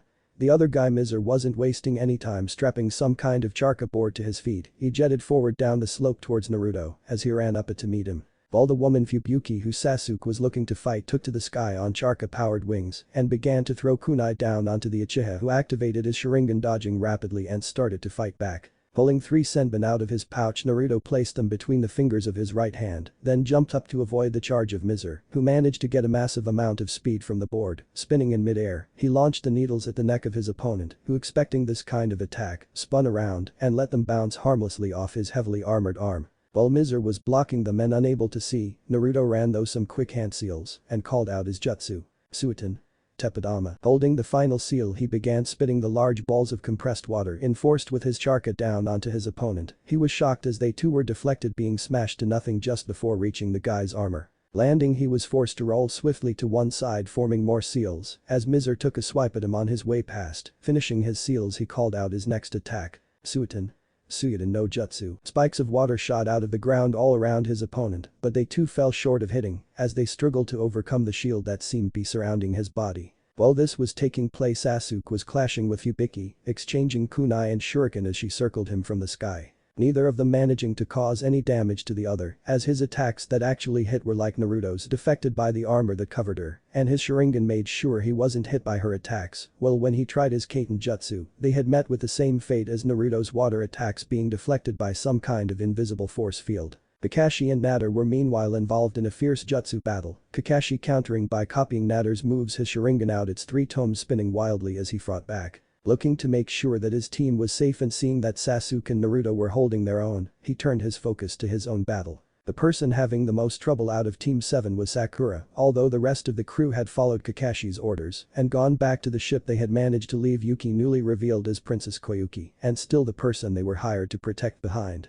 She was yet to move away from the battle that was unfolding in front of her. She had collapsed to her knees and was shaking her eyes wide with fear caused by one of Sasuke's Kaiten Jutsu that had lit up the air in front of them, making her fall into a flashback of childhood memories. Fubuki, who had slowly been drawing Sasuke away from Koyuki and Sakura, seeing her target was vulnerable, sent a hail of explosive kunya at Sasuke's, forcing him to seek cover as they exploded in the area between him and the client, giving her the chance to shoot by him to go after her target. At the large explosion, Naruto had looked over from where he and Mizer were currently engaged in a brutal taijutsu fight. After Naruto had decided that his offensive ninjutsu would be useless, without resorting to high-level acts, he had gone in close, catching the older ninja off guard, managing to deliver a huge blow to knock the larger ninja from his board as he went past him. Naruto had then used the Kage Bunshin no Jutsu to create a few clones which had started dodging around Mizer, avoiding the big blows sent by the metal arm that was being swung at them like a club, while they were attempting to stick Senbon into the only exposed place they could find, his neck. Seeing that Sasuke was unable to help and fearing the worst, Naruto grabbed the board from the floor where it had fallen, and while his clones distracted, Mizer pumped Charka to his feet, which stuck him to the board and activated it, causing it to jump forward down the hill, towards where Sakura was under attack by the now landed Fubiki. As the two pink-haired ninjas dueled, the smaller one of the two overreached with a swing from her kunai and then, realizing what had happened, closed her eyes as the older woman brought down her own knife for the kill. Hearing a noise but not feeling any pain, Sakura opened her eyes to see Fubiki's kunai had been stopped by a slender needle held across in front of her by Naruto, who then swung around, pivoting on his foot to kick the woman away with a perfectly executed round-the-house kick to the face as the board he had ridden to get there skidded away into the sea. "Sakura, are you hurt?" Naruto spoke, his eyes never leaving the woman who was still down seemingly out of the fight in front of them. "I'm fine, Naruto-kun, now that you saved me." She finished, stars in her eyes. If the situation wasn't so serious she would have glumped him there and then. Good. He did in fact sound pleased at the news. Turning his head away from the enemy, he looked at the still shaking princess. "Koyuki Haim, can you move?" Not receiving any answer, he moved to her side and after another glance at the downed enemy, scooped her up into his arms, the warmth of his body seemed to calm her down as he gripped tightly to his chest. "Sakura, you stay here and keep an eye on that one. When Sasuke makes it, tell him the big guy that's coming is all his." Sakura, although jealous of the fact that Koyuki was in Naruto's arms, realized that acting like it mattered wouldn't impress Naruto as she would be endangering the mission, so she nodded her consent as he turned and walked towards the ship. "Where do you think you're going, brat?" As Naruto turned, he saw that Fubiki was up again, though not looking her best. Blood was pouring from her temple under the headband that covered it, and she was breathing raggedly while holding a kunai up ready to throw. "You should never have come here. This is the end for you and the princess. Die." Saying this, she launched the kunai at Naruto's feet, who was still holding the princess to him and had no time to react. "Naruto!" Sakura screamed as the small blue ball that was attached to the end of Fubiki's kunai exploded into a mass of ice spires that raced out, covering the area and the effect they had on Naruto and Koyuki from view. "Well, what did you do?" She choked out at Fubiki. "Haha, that was a Kuri Tenkaden, a snow country speciality. Upon contact it explodes, sending out spikes of ice. They're gone now. Don't worry though, little girlie, you're next." She laughed harder as she advanced on the girl, who fell to her knees, obviously distraught that the person who had saved her was dead. "Ice, huh?" The dark voice that came from the structure cut across Fubiki's laughing and made her pause in her stride. "You dare threaten my precious people? I think I'll show you how to properly use ice." Suddenly there was a massive burst of charka as the top of the ice structure exploded upwards as a column of ice drove its way out of the top, climbing high up to stop high above the battlefield. "What the hell?" Wide-eyed Fubiki looked on as the top of the column seemed to melt away, revealing Naruto, red charka rolling off him in waves, whisker marks back and flared on his cheeks, canines lengthened into fangs, the nails on his fingers now sharpened into claws, and his eyes red slits that promised pain, with the Princess Koyuki still being held in his arms atop the pillar of ice. "Naruto-kun." Sakura gasped out as Naruto gently laid the princess at his feet and started to make hand seals, finishing with his fingers in a tiger seal, his middle finger pulled round behind his index. "This jutsu is inescapable, as is your demise, Hideout Hinjutsu. Makyo Hyushu." Suddenly all around Fubiki and Sakura mirrors of ice appeared, forming out of thin air to make a complete house of ice around them, while in front of Naruto, another one appeared, to which he stepped into his image, appearing momentarily before it disappeared and came to life on all the mirrors surrounding Fubiki and Sakura. "Impossible, you can't know Hideout Jutsu, that's just not possible." Fubiki choked out in a shocked voice. Naruto though ignored her though, and the heads of the images all turned to look down at the still kneeling Sakura. "Sakura." His voice seemed to come from all sides of the structure around them as he addressed her. "Leave here now and resume protecting the princess." Hearing the tone of the voice and seeing the eyes and dark whisker-like marks that caused his beautiful face to seem so deadly and animalistic, Sakura moved quickly to pass out from between two of the mirrors. "Now for you." Fubiki shivered at the tone of his voice, then watched as every figure bared their fangs and pulled out needles, preparing to throw. "This is the end." At the sound of a scream that cut over all the battles that were currently taking place, everyone froze. Sasuke and Kakashi looked over at that house of mirrors and realized what they were seeing. Sasuke with shock and fear, confused as to who on earth was using the same move that had defeated him in Wave, and Kakashi with fear at the feel of tainted chakra. Someone had pissed off Naruto big time if he had broken the rule that Kakashi had given him and reveled his Keki Genkia.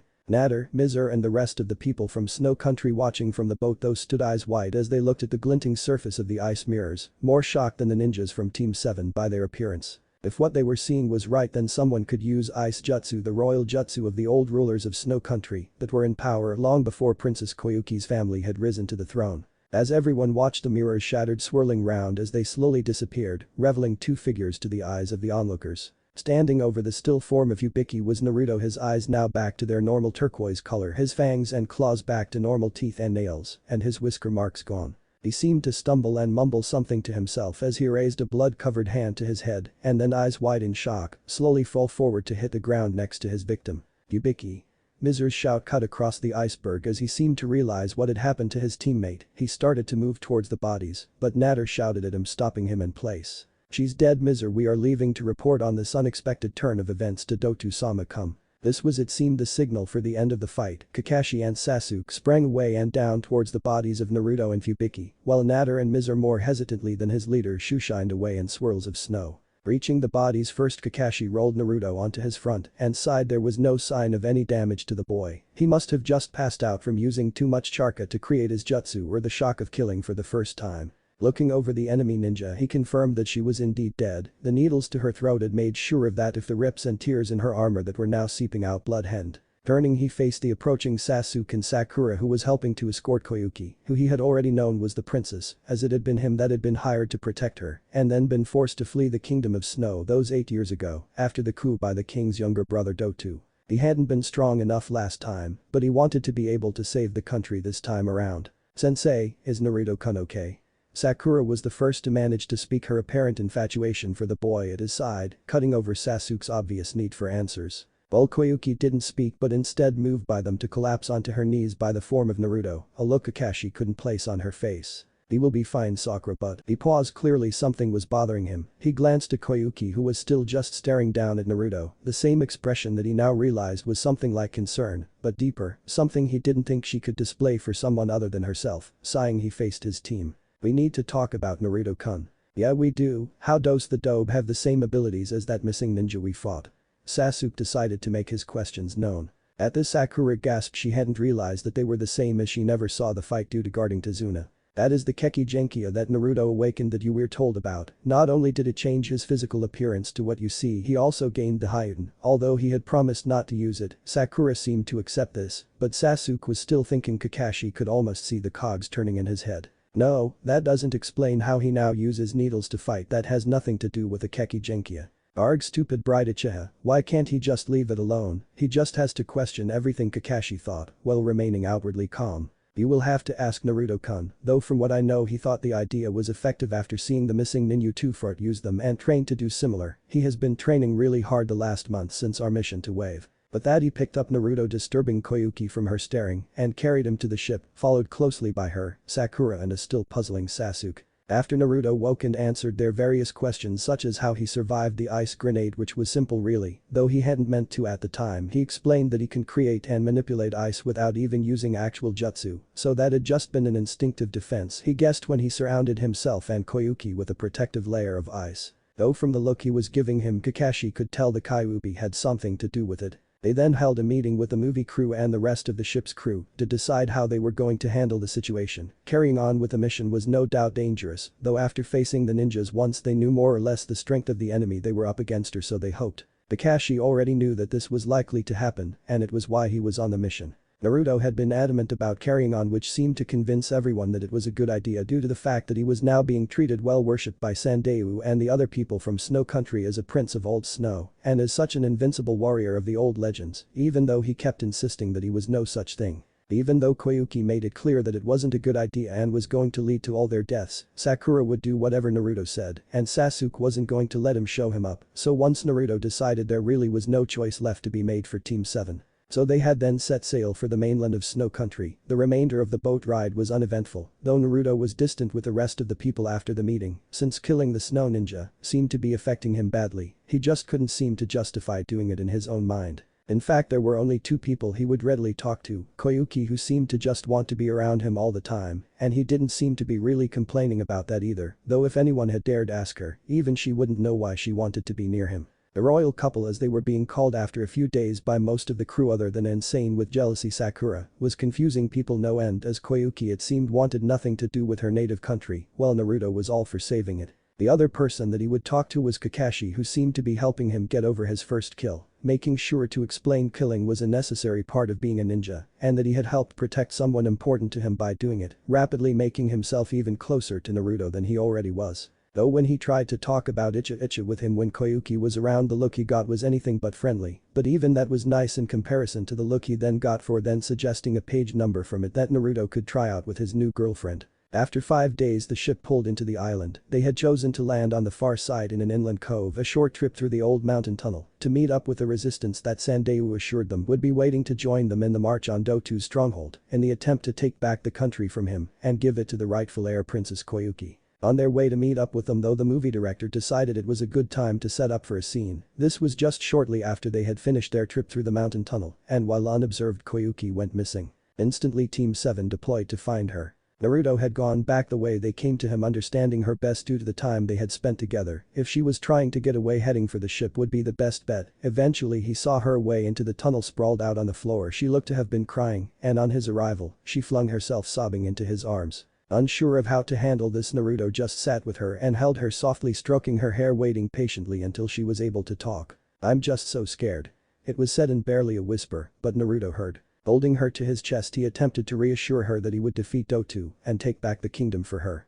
"Shhh, I know it will be okay. I won't let anyone hurt you or anyone else with us. I will defeat Dotu and free your kingdom." "No, it's not that. I believe you could do anything, but I don't want you to die and lose your dreams for me." Placing a hand under her chin, he titled her face up to look down into her dark blue eyes that were currently, he realized, crying for him. He stroked her cheek gently as he answered, "I promise you I will never let you down, and if that means I can't die, I won't." Looking into his eyes, she actually could see the spring her father so often used to talk about to her when she was a child. She remembered his words now, and she knew that Naruto would never break his promise. Naruto, she could feel her heart beating inside her chest as she tried to put the feelings she had been getting for him into words. "Well, I think what I'm trying to say is..." Before she could finish, though, he brought a finger off her cheek and placed it on her lips, and she could hear a faint rumbling coming from down the tunnel. "Koyuki, I'm sorry, we need to move now." Before she could protest, he had pulled her round onto his back and started running at breakneck speed down the tunnel in the direction they came from. Looking back, she realized why. Bright lights were cutting through the gloom of the tunnel as the front end of a machine of some kind came charging towards them, using the metal tracks that were now uncovered beneath them to move. "Naruto, in case we die here." She was yelling over the noise, now desperate to tell him, but before she could, he yelled back, "I promised you I would protect you, we won't die." And as the train pulled closer still and with the end nowhere inside, he began a set of hand seals. Forming them quickly, he built up the neat amount of charka and then cried out his jutsu. "Hideout Hinjutsu. Makyo Hyushu." Koyuki watched as the air a short way in front of them seemed too still, then a mirror of ice formed, reaching it in a bound. They went inside. Cold, she felt so cold, every part of her that wasn't touching Naruto seemed to freeze up instantly, and she began to black out, the air she breathed in freezing her inside as well. Rebounding down the tunnel from mirror to mirror that he kept forming in front of them as he held onto the final seal of his jutsu, Naruto pushed himself to go faster than he ever had before. He could feel the grip that Koyuki had on him grow weaker as the unnatural cold of his mirrors took its deadly effect on her. As they shot into the last mirror at the end of the tunnel, he felt the train behind them and realized it was too late. Turning to look over his shoulder back out of the mirror, he saw the train just as it hit and felt the mirror of ice around him shatter and break. As the metal monster smashed into it, sending pieces flying off in all directions, breaking the mirror into just shards as bits fell under the wheels to be crushed to powder, while the rest was scattered all over the side of the track, falling on top of the blanket of snow. The rest of the engine rumbled on past a stop just down the line. As the enormous train skidded to a halt with a screaming of protesting brakes to stop just down the line from the entrance of the tunnel, the small bits of ice that had been scattered everywhere by it began to move slowly to reform on the largest piece that lay to the left-hand side of the track that on its own was only the size of an A4 piece of paper at best. Quickly the ice had slithered together, gathering on this piece until it was reformed to about half of the mirror's original size. While it was still lying down in the snow, the dark blonde hair of the top of Naruto's head appeared in the reflective surface to then push up to emerge out of the surface of the mirror. Followed swiftly with the rest of his body, the princess still gripping firmly to his back even in her now unconscious state. Naruto was breathing hard, traveling that fast while carrying someone who didn't have his Keki Genki in the mirrors was taxing even with his improved reserves. With his Charka output like it was just then, it was so much faster than when Haku had originally used the jutsu, he doubted anyone without Kakashi level of Sharingan would be able to keep up with his movement between them now. But that was the least of his worries, moving a short distance away to drop to the ground, then gently bring Koyuki around from his back into his lap, he brought a hand up to her pale cheek. She felt so incredibly cold, the unnatural level of cold that his mirrors had inside them had taken its toll on her. Pulling off his overcloak, he quickly wrapped her in it and proceeded to rub her desperately trying to get some warmth back into her frozen body. He could feel her fading away. Her breath was coming slower and slower until it disappeared altogether, the misting breath that had been forming in front of her beautiful face, drifting away on the light mountain breeze. Quickly charging his right hand with medical charka from his incompletely trained Shosen no Jutsu, he held her across him with his left, then placed his now bright green glowing hand down onto her chest, feeding the life-restoring charka directly into her to try and simulate and heal her damaged lungs. Then slowly laying her head down into his lap, her lower back and legs hanging off falling onto the snow beneath them, he brought his left hand round from below her to hold her nose closed and taking in a deep breath, he brought his mouth gently down, pressing onto her soft lips, forcing warm air into her frozen lungs to try and help as his medical jutsu attempted to defreeze and simulate them back into life. After he had repeated the process a few times, he felt her cough slightly against his mouth and pulling away quickly so she wouldn't get the wrong idea, he let his hands drop down to his sides, the jutsu's light fading away. He watched as her deep blue eyes framed with those beautiful long black lashes fluttered open and she took in several deep breaths while snuggling up into the warmth of his body as she slowly regained consciousness. Looking down at her face as she lay in his lap, he couldn't help himself but to brush a stray strand of her long black hair to the side, causing her to blush slightly as she realized what he had done. "You saved me." She spoke softly but it was easy to hear, it wasn't said as a question, she was just stating the fact. "I promised I would protect you." As he said this he smiled warmly down at her, causing both to just end up gazing into the other's eyes. After a few moments of just looking up at him she continued, "You kissed me." The tone wasn't at all angry, merely grateful, but he flinched slightly anyway. He hadn't wanted her to think he was a pervert, but it had been the necessary procedure to save her. "I suppose I kind of did." A bit embarrassed, he decided that there was no point lying to her about it, even though she hadn't voiced it as a question. "I suppose I should thank you, really." She blushed even brighter as this was said, managing to bring a bit more color back to her face. "There's no need to thank me, really I wanted to." Naruto paused, realizing what that had sounded like, causing both him and her to blush even more. "I mean I wanted to save you." That is, seeing her face fall slightly, he panicked, he wasn't handling this well at all. "Not that kissing you was bad, I mean I'm sorry. Baka, I want to thank you." And before he could react she had moved herself up away from his lap, with one of her hands going up from her side to behind his head, the other going round to cup his cheek, then pulled him gently down to her into the first real kiss, that wasn't a guy anyway, of his young life. Warmth and passion raced through both of them as she deepened the kiss, seemingly desperate to taste him, moving her hand from his cheek so both were in his hair. He found that her lips were very soft as they were pressed gently against his, so he did the same, tenderly kissing her back while bringing up his hand to run it through her long dark hair up to the back of her head, where it stayed. Slowly, after what seemed like an eternity, especially for Sakura who was having to be restrained, they pulled apart, leaving their foreheads together, his dark blonde hair mixing with her soft black as they looked at each other, though half-lidded eyes. Koyuki was first to speak, running her hands round and down from the back of his head to hold each of his cheeks. She traced a thumb over his lips and looked firmly into his eyes. "Naruto, what I've been trying to say is that I think I love you." It was so much easier to tell him after that kiss. She hadn't felt so complete since before her father had died. She just wanted to be held in his arms like this forever. "Koyuki, hi mai." But whatever Naruto was going to answer was lost as the occupants of the train decided to make their presence known to the two of them. "It's been a while, Koyuki." Looking up from each other towards the train, Naruto and Koyuki could see that now atop of it was a tall man, with straight brown hair falling not quite down to his shoulders and imposing lines under his eyes, wearing a high-collared cloak in the same light gray as the armor of the ninjas that served him, under which were formal robes. "Hazahana Dotu." Even though they would have had to meet him eventually to take back the country, Koyuki's voice seemed to catch in her throat at his sudden appearance, the name carrying no further than Naruto, who held her closer to his chest in an attempt to give her strength. "So, it's been 8 years.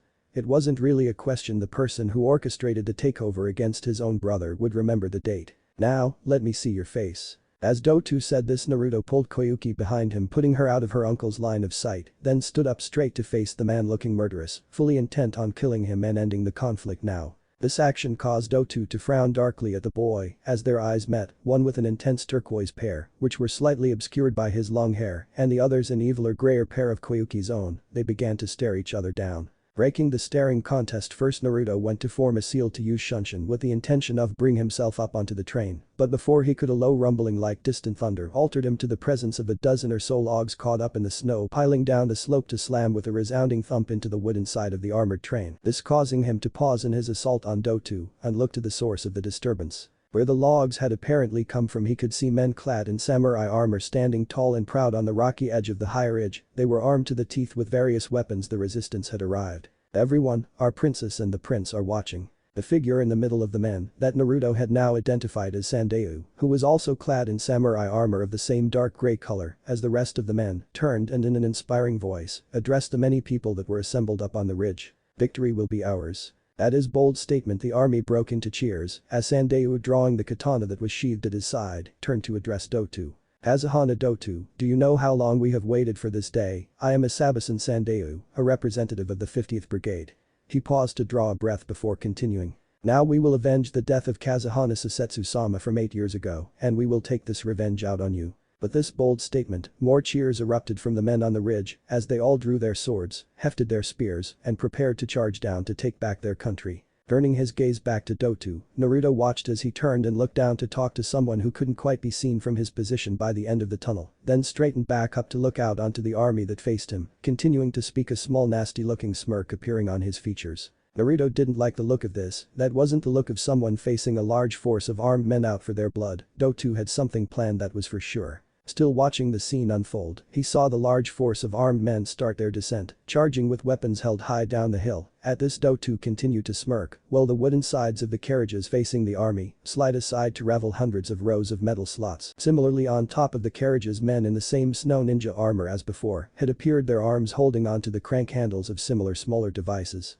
Hearing the metallic clink cut over the noise of the cheering men, Naruto realized something bad was about to happen and made a quick decision, forming a one-handed seal. He shunshined away from Koyuki in a whirl of wind and snow to appear slightly ahead of the approaching army led by Sandayu, his back to them, facing down at the train. As he appeared, the men atop of the train began to turn the handles, causing the air in front of him became solid as waves of kunai were fired out from the side of the train in a move obviously meant to completely destroy the resistance's army. Having no time to form seals or think of an alternative, he summoned up a massive amount of charka and, dropping to one knee, slammed both his hands down into the ground on either side of his body. The smirk on Dotsu's face dropped away as an imposing wall of ice appeared out of thin air between the pathetic army he faced and the wall of metallic death that was approaching it, effectively shielding them from harm. He scowled as wave after wave of kunai impacted onto the surface of the ice wall, causing nothing but dents in it until the canisters that fueled the launchers were finally empty. High up out of sight, Kakashi watched this unfold and couldn't help but feel pride at his student's power, muttering to himself. With just raw elemental manipulation and charka, what a guy.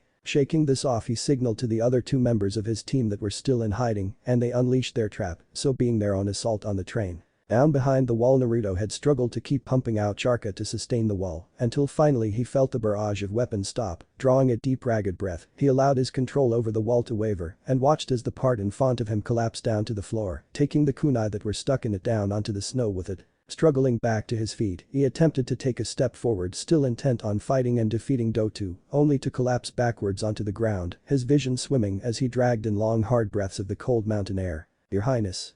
Sandayu was instantly at his side, supporting his head. "That was too much even for you, you must rest now."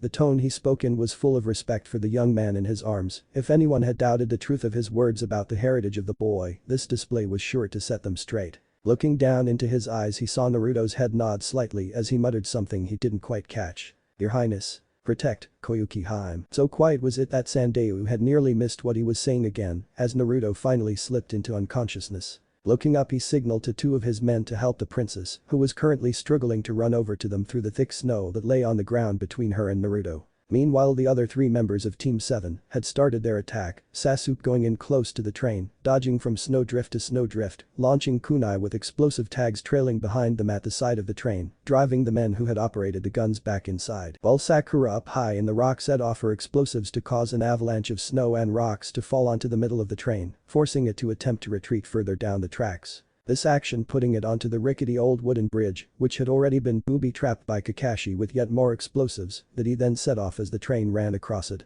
causing the last half of the train that was still on the bridge to be dragged down along with the men on it into the gorge that the bridge was used to span the rest of the train, along with Dotu escaping down the tracks after decoupling from the doomed carriages. But the members of Team 7 returned from driving Dotu away and the rest of the resistance members starting to gather back together, Kakashi and Sandeu started to plan what would be the final assault on Dotu's stronghold in a bid to free the kingdom. Leaving Naruto in Koyuki's care, who wasn't going to leave him even if they had asked, both safe off to the side by the movie crew and their carriages that were backed up near to the edge of a sheer cliff, keeping the army between them and any possible further attacks. While they were concentrating on planning their assault, yelling alerted them to the appearance of a blimp floating silently up over the edge of the cliff, Mizur and Natter hanging off the side as it rose up over the carriages, and more importantly Naruto and the princess. Reacting quickly, Kakashi shot forward across the snow followed by Sakura and Sasuke, heading towards the carriages under the blimp. But before they could reach the area, Natter had dropped down off the side, landing cat-like on the snow, and turning swiftly towards the approaching Konoha ninjas, thrown a wave of kunai with those dangerous blue balls attached following behind them.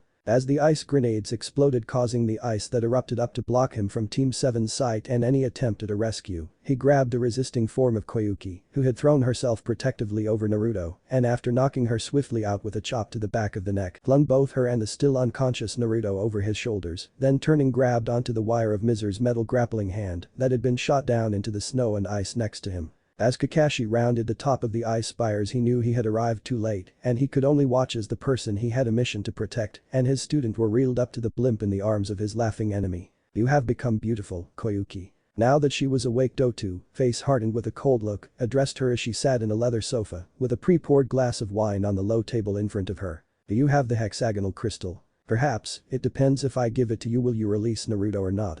Although she asked it in an almost bored tone, she wasn't fooling anyone at the underlying reason she was asking. "You think you can make demands? You have nothing to offer me but the crystal, and if you don't give me it, I will merely ask one of my men to do the task for me in a less than pleasant manner." Dotu finished with a short laugh, finding the broken expression on his niece's face to be highly amusing. Seeing her silence following his laugh, in which she was obviously desperately trying to think of a course of action, he decided to enlighten her on the current situation. "Do you even understand why I want it? You think it merely a family heirloom? An expensive pretty thing to amuse you?" Getting no reply from the young woman, he continued nonetheless. "It is true that it is the only thing that ties the Kazuhana family together as a whole, but there is more to it than just that, the crystal is also the key to our family's treasure." This final bit of information caused Koyuki to look up from staring down at the table before her, a look of confusion obvious on her features. "What, so that was why you did all this? Ah, finally you start to understand things." The smug grin on Dotu's face made Koyuki's skin crawl as the man continued on his rant. "You see, when I took over this country from your father, there was nothing left of the Kazuhana family as a whole. Naturally Susetsu must have kept the treasure elsewhere. I looked for it and finally found it, high up hidden in the rainbow glaciers there is a huge weapon and the key to that weapon is the crystal." Realization as to what he was going to do dawned on Koyuki and as she watched while the evil smirk on her uncle's face grew wider, he finished telling her of his plans. "With the Kazuhana weapon our country will have the power to overthrow the other 5 great nations. Do you see, I will make our country great once more." He paused to grin manically down at the look of horror he had forced onto her features. "Now give me the crystal, so I may shape the world as I see fit." Obviously seeing no other option and remembering his earlier threat, she reached under her coat to pull the crystal from around her neck while moving to stand from the sofa, then walked over and placed it in the outstretched hand of her power-crazy uncle. He gave it a once-over, and as he did the cold smirk on his features was replaced by a look of raw anger and outrage. This is turning his eyes from the crystal and bringing his other hand up, he grabbed hold of Koyuki by the front of her coat and lifting her into the air, shook her furiously. "Don't try and play around with me, this is a fake." She had known this, but how could he have worked it out so quickly? She herself hadn't noticed the switch until Naruto had told her, even to her the person who carried it around with them at all times, it had been a convincing replica. Outward she looked shocked at his sudden accusation while internally she smirked though, she knew that Naruto's or perhaps it had been Kakashi's forethought to separate the crystal and herself had brought some time at least, now she just needed to play her part in the deception. After all, she wasn't voted best actress in the world for nothing. Had a Kakashi. What? Dotu was livid that after all this time the crystal was still not within his grasp. "Ah, I see, we will fetch him right away." She looked behind her to see Nader and Mizura still unconscious. Naruto, with a device of some sorts attached to his stomach, being held, his arms and legs tied up by the latter of the two ninjas. "No," Dotu stated as he tossed Koyuki roughly to the floor. As she watched, he also turned to look at his best two ninjas. The sadistic grin from before was back onto her uncle's face. "If that is the case, they will come to us soon enough, them and the pathetic resistance. We will crush our enemies and gain the crystal all in one go." When Naruto awoke, he was chained to both the floor and ceiling by his ankles and wrists, in such a way that he was held up in the air, suspended in the middle of the cell, barely able to move himself, the heavy chains cutting into his wrists and ankles. Thinking to himself, he swiftly went to gather charka in an attempt to strengthen his muscles and escape his bindings. As he did, though, a surge of electricity ran through him, causing him to cry out in pain and lose concentration, and thus control of his charka, this altering him to the presence of a small metal canister with wires coming out of it, which were holding it in place on his stomach. This, it seemed, was what was stopping him from channeling his charka effectively. After several more failed attempts at breaking free and wishing he had thought to outfit his clothes with some hiding places for files, lockpicks, or other things he would need in these situations, he settled down and tried to work out how to get free. While he was still thinking, his savior came in the unexpected form of Koyuki. She appeared round the corner, led by two guards, who were apparently taking her to a cell of her own. As she saw him, she moved closer so she was between them, then said something to cause them both to blush madly, then suddenly start to argue with each other. After a few moments of bickering ended with both fighting until the bigger of the two overpowered the other and won. He then turned and went towards Koyuki, leaning and eyes closed, seemingly expecting some kind of special treatment, and as Naruto watched, she leaned in as well, all while seamlessly slamming her knee up into his groin, causing him to keel over, eyes blank with a small squeal of pain. After she had swiped the cell keys off the two co-ed guards, casting them both dirty looks, she sauntered over to Naruto's cell and, moving in rate and channeling seal off the lock on the door that would have no doubt blown him up if he had got that far, unlocked the cell and helped him out of his bindings and into her arms. Holding her tight in his arms, they stayed that way on the floor of his cell for a few minutes, content to hold each other while they still could, Naruto running his fingers through her hair as she kissed him over and over again. As the sounds of explosions reached the couple, echoing around the base, Naruto decided it would be best if they made for the exit, so picking up Koyuki, he gently jogged his way down the corridors of the prison they occupied, following her directions to what he hoped was an exit. Meanwhile, high atop a high stone platform that was led up to by a flight of stairs, Dotu sat in the shadows as his stronghold was attacked, that same cold look on his features. "My lord, it's an enemy raid." A nameless outsider from his forces addressed him, kneeling on the floor at the bottom of the flight of stairs that led up to him. Kakashi, so he planned for a night assault, it's all going according to plan. At this comment, he allowed a small smirk to break out the corner of his mouth, twisting upwards at the anticipated victory. As Naruto and Koyuki ran down one of the gangways that crisscrossed their way throughout the prison, one of the soldiers of Snow, they had been doing so well thus far to avoid, used a grappling wire to flip up onto the gangway with them. Growling in annoyance at his current inability to use charka and his utter lack of other equipment, Naruto let Koyuki down off his back and sped in to engage the guard in an aggressive taijutsu bout, ending by spinning down to try to kick the legs from under his opponent, and as that was also avoided with a quick jump, continuing upwards, lashing out at their middle with his other leg, sending them tumbling away. Wait, Naruto, it's me." As he went to start his next attack, a voice he recognized spoke out, and as he watched a person now reveled as Kakashi removed the henge no jutsu that he had used to make himself look like one of the snow soldiers. "Kakashi-sensei." Relief washed through Naruto as he stopped in his attack on his teacher. "Yeah, here I found these and thought you might want them back, you only whine when you lose any of your needles." Ignoring the slight jab at him as it wouldn't help to throw Kakashi over the railings in this situation, he caught the offered belt of weapons and turned to greet the other members of his team as they came round the corner and out onto the gangway with him. Now they were all back together. They made their way, led by Koyuki, towards what they hoped was the exit to the base. As they neared it, Naruto could see the clear night sky beyond, but as the members of Team 7 ran ahead to fight the force of men that was between safety and the now burning stronghold behind, a scream altered them to Nader, who had dropped down along with Mizur, to grab Koyuki, a kunai out razor sharp tip, just tickling the edge of her neck. "Koyuki Haim." As Naruto turned and ran towards the two snow ninjas, Nader grinned evilly, digging the tip into Koyuki's neck, causing a gasp of pain, along with small cut from which blood began to drip slowly down the blade. "I'll kill you, you bastard." Naruto growled out. Don't be so hasty, hand over the crystal or the princess gets it." Naruto spun back around and grabbed wildly at Kakashi's weapons pouch, earning a disapproving glare from the older ninja. Naruto, don't let your personal feelings get in the way of the mission. If we give them that, Dotu will be in a position to start another great shinobi war. Is that what you want? I don't care about any of that, give them it before they hurt Koyuki Haim. Kakashi sighed. Naruto was being impossible about this, so reaching into his pouch he withdrew the crystal and held it up. Release her and I will hand it over. He could see Natter smirking at how easy it had been, but that didn't matter at the minute. Send it over, or I will kill her. That complicated things, knowing how important this decision could be not just for the mission or his student, but for the sake of the world, Kakashi made his decision. Naruto, don't let your personal feelings get in the way of the mission. If we give them that, Dotu will be in a position to start another great shinobi war. Is that what you want? I don't care about any of that, give them it before they hurt Koyuki Haim. Kakashi sighed. Naruto was being impossible about this, so reaching into his pouch he withdrew the crystal and held it up. Release her and I will hand it over.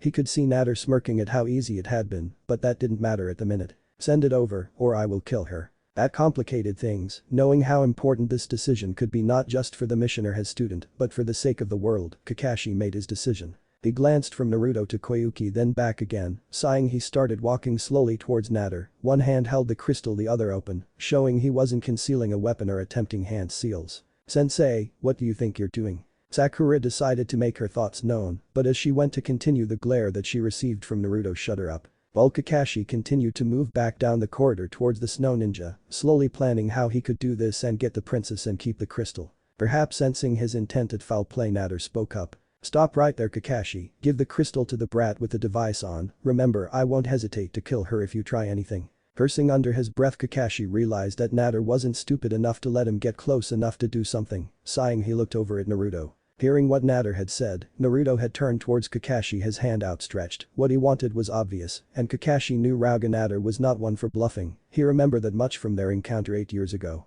Slowly he turned his hand over, opening it as he did, allowing the bright crystal to drop down into Naruto's waiting hand. Without a word, Naruto turned and walked away down the corridor towards where Koyuki was being held. Natter smirked victoriously as he roughly passed Koyuki over to Mizur, who also pulled out a kunai which he then put to her throat, before started down the corridor to meet the weakened blonde. As they grew closer, the tension in the corridor became unbearable, coupled with the heat from the flames that were now licking around them from the burning walls. As the whole stronghold began to fall apart, it felt like the air was a solid mass pressing down on the ninjas that occupied the corridor. When Mizur and Naruto were only a meter or so apart, Mizur twisted the princess around so she was to his side, allowing him a better view of Naruto in case he tried something. Not that he could really do much with the device on his stomach, suppressing even the smallest charka molding attempts. Naruto just held out the crystal, his hand clasped tight round it, while his other hand pointed towards the princess. Hand her over and I will give you the crystal.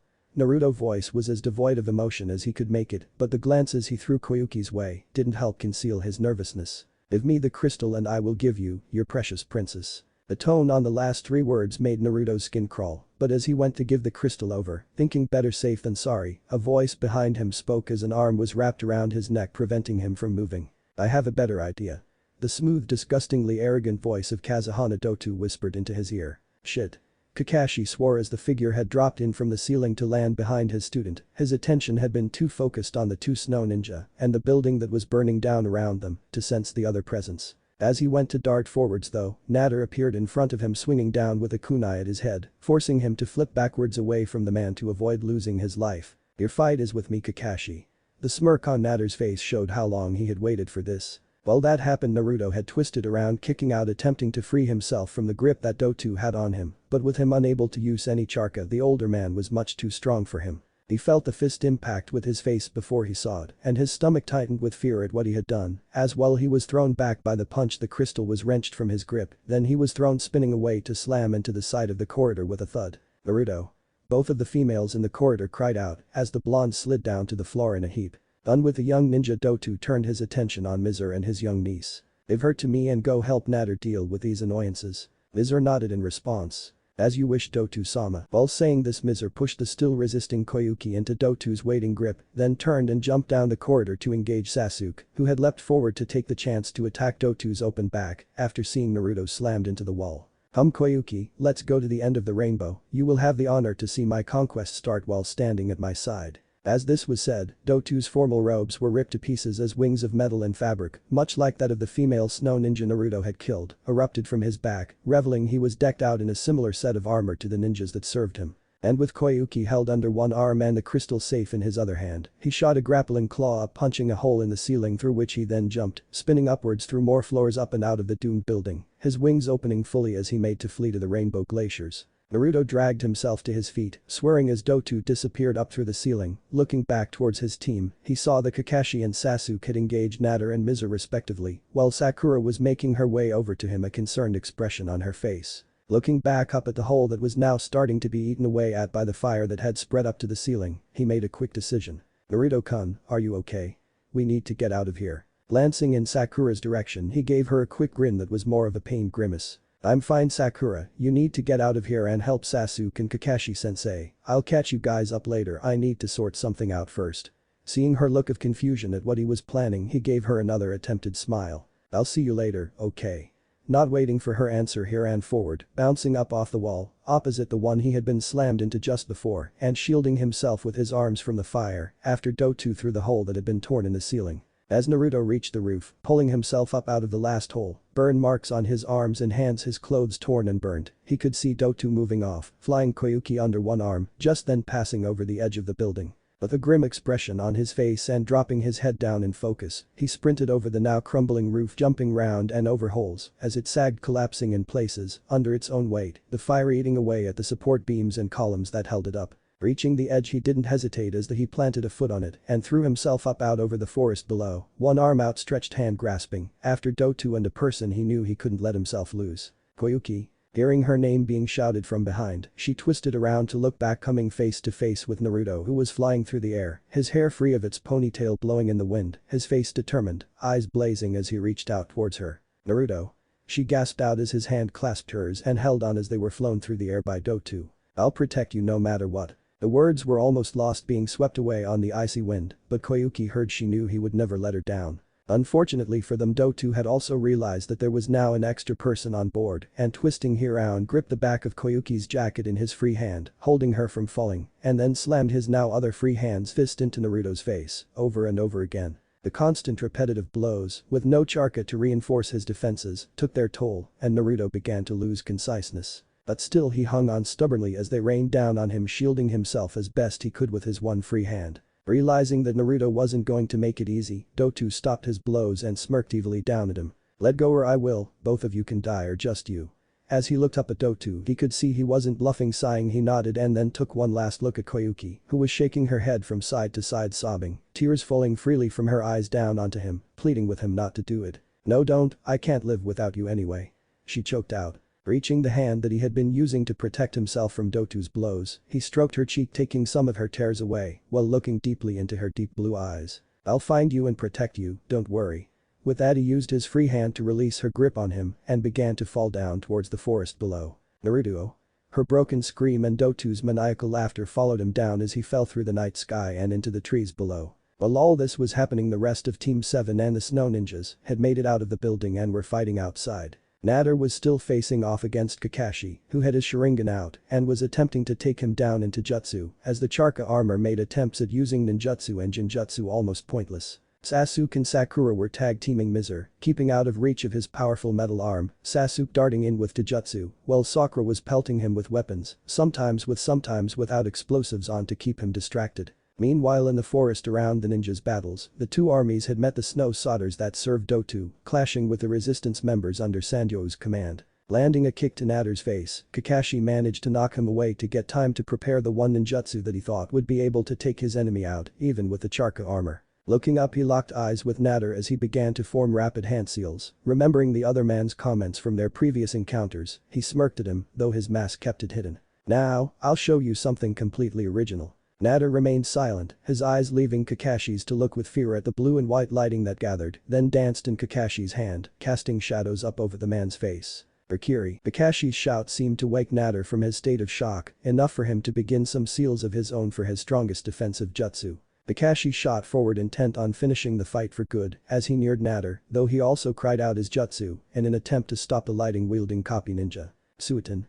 Sujin, this causing water from the snow on the ground to come up and surround Natter, protecting him while also blocking the charging Kakashi from view. Natter's sigh of relief was cut short though, as the water wall in front of him was ripped apart, destroying the jutsu and his last line of defense, other than the armor he wore itself, reveling Kakashi lighting blades still in hand. Dripping wet, Kakashi continued forward, rearing back his hand to drive it down at Natter's chest before the stunned snow ninja could bring himself to move. The Charka shield the armor generated that was designed to repel any ninjutsu and genjutsu, held for 1/4 of a second before the lighting attack overpowered it completely and was plunged into Natter's chest, obliterating his lung and part of his heart in one shot, discharging electricity throughout the rest of his body. Instant death. With that, Kakashi ripped his hand back out of his now dead enemy's chest, discharging the remaining lighting energy from it, shaking the blood from his fingers, letting the corpse drop to the blood-covered snow below without a second glance. Sasuke, with a bit of help from Sakura, managed to take out Mizuru at almost the same time. After backing him up so his back was against a tree with relentless attacks into jutsu and a constant peppering of projectiles from Sakura, the young Uchiha then jumped backwards, flipping up and away, releasing shuriken that were controlled by wires almost invisible to the naked eye, which forced Mizuru to cover his face to protect himself, effectively blinding him to the fact that they all went by and twisted around the tree behind him, wrapping round and round to trap the surprised ninja.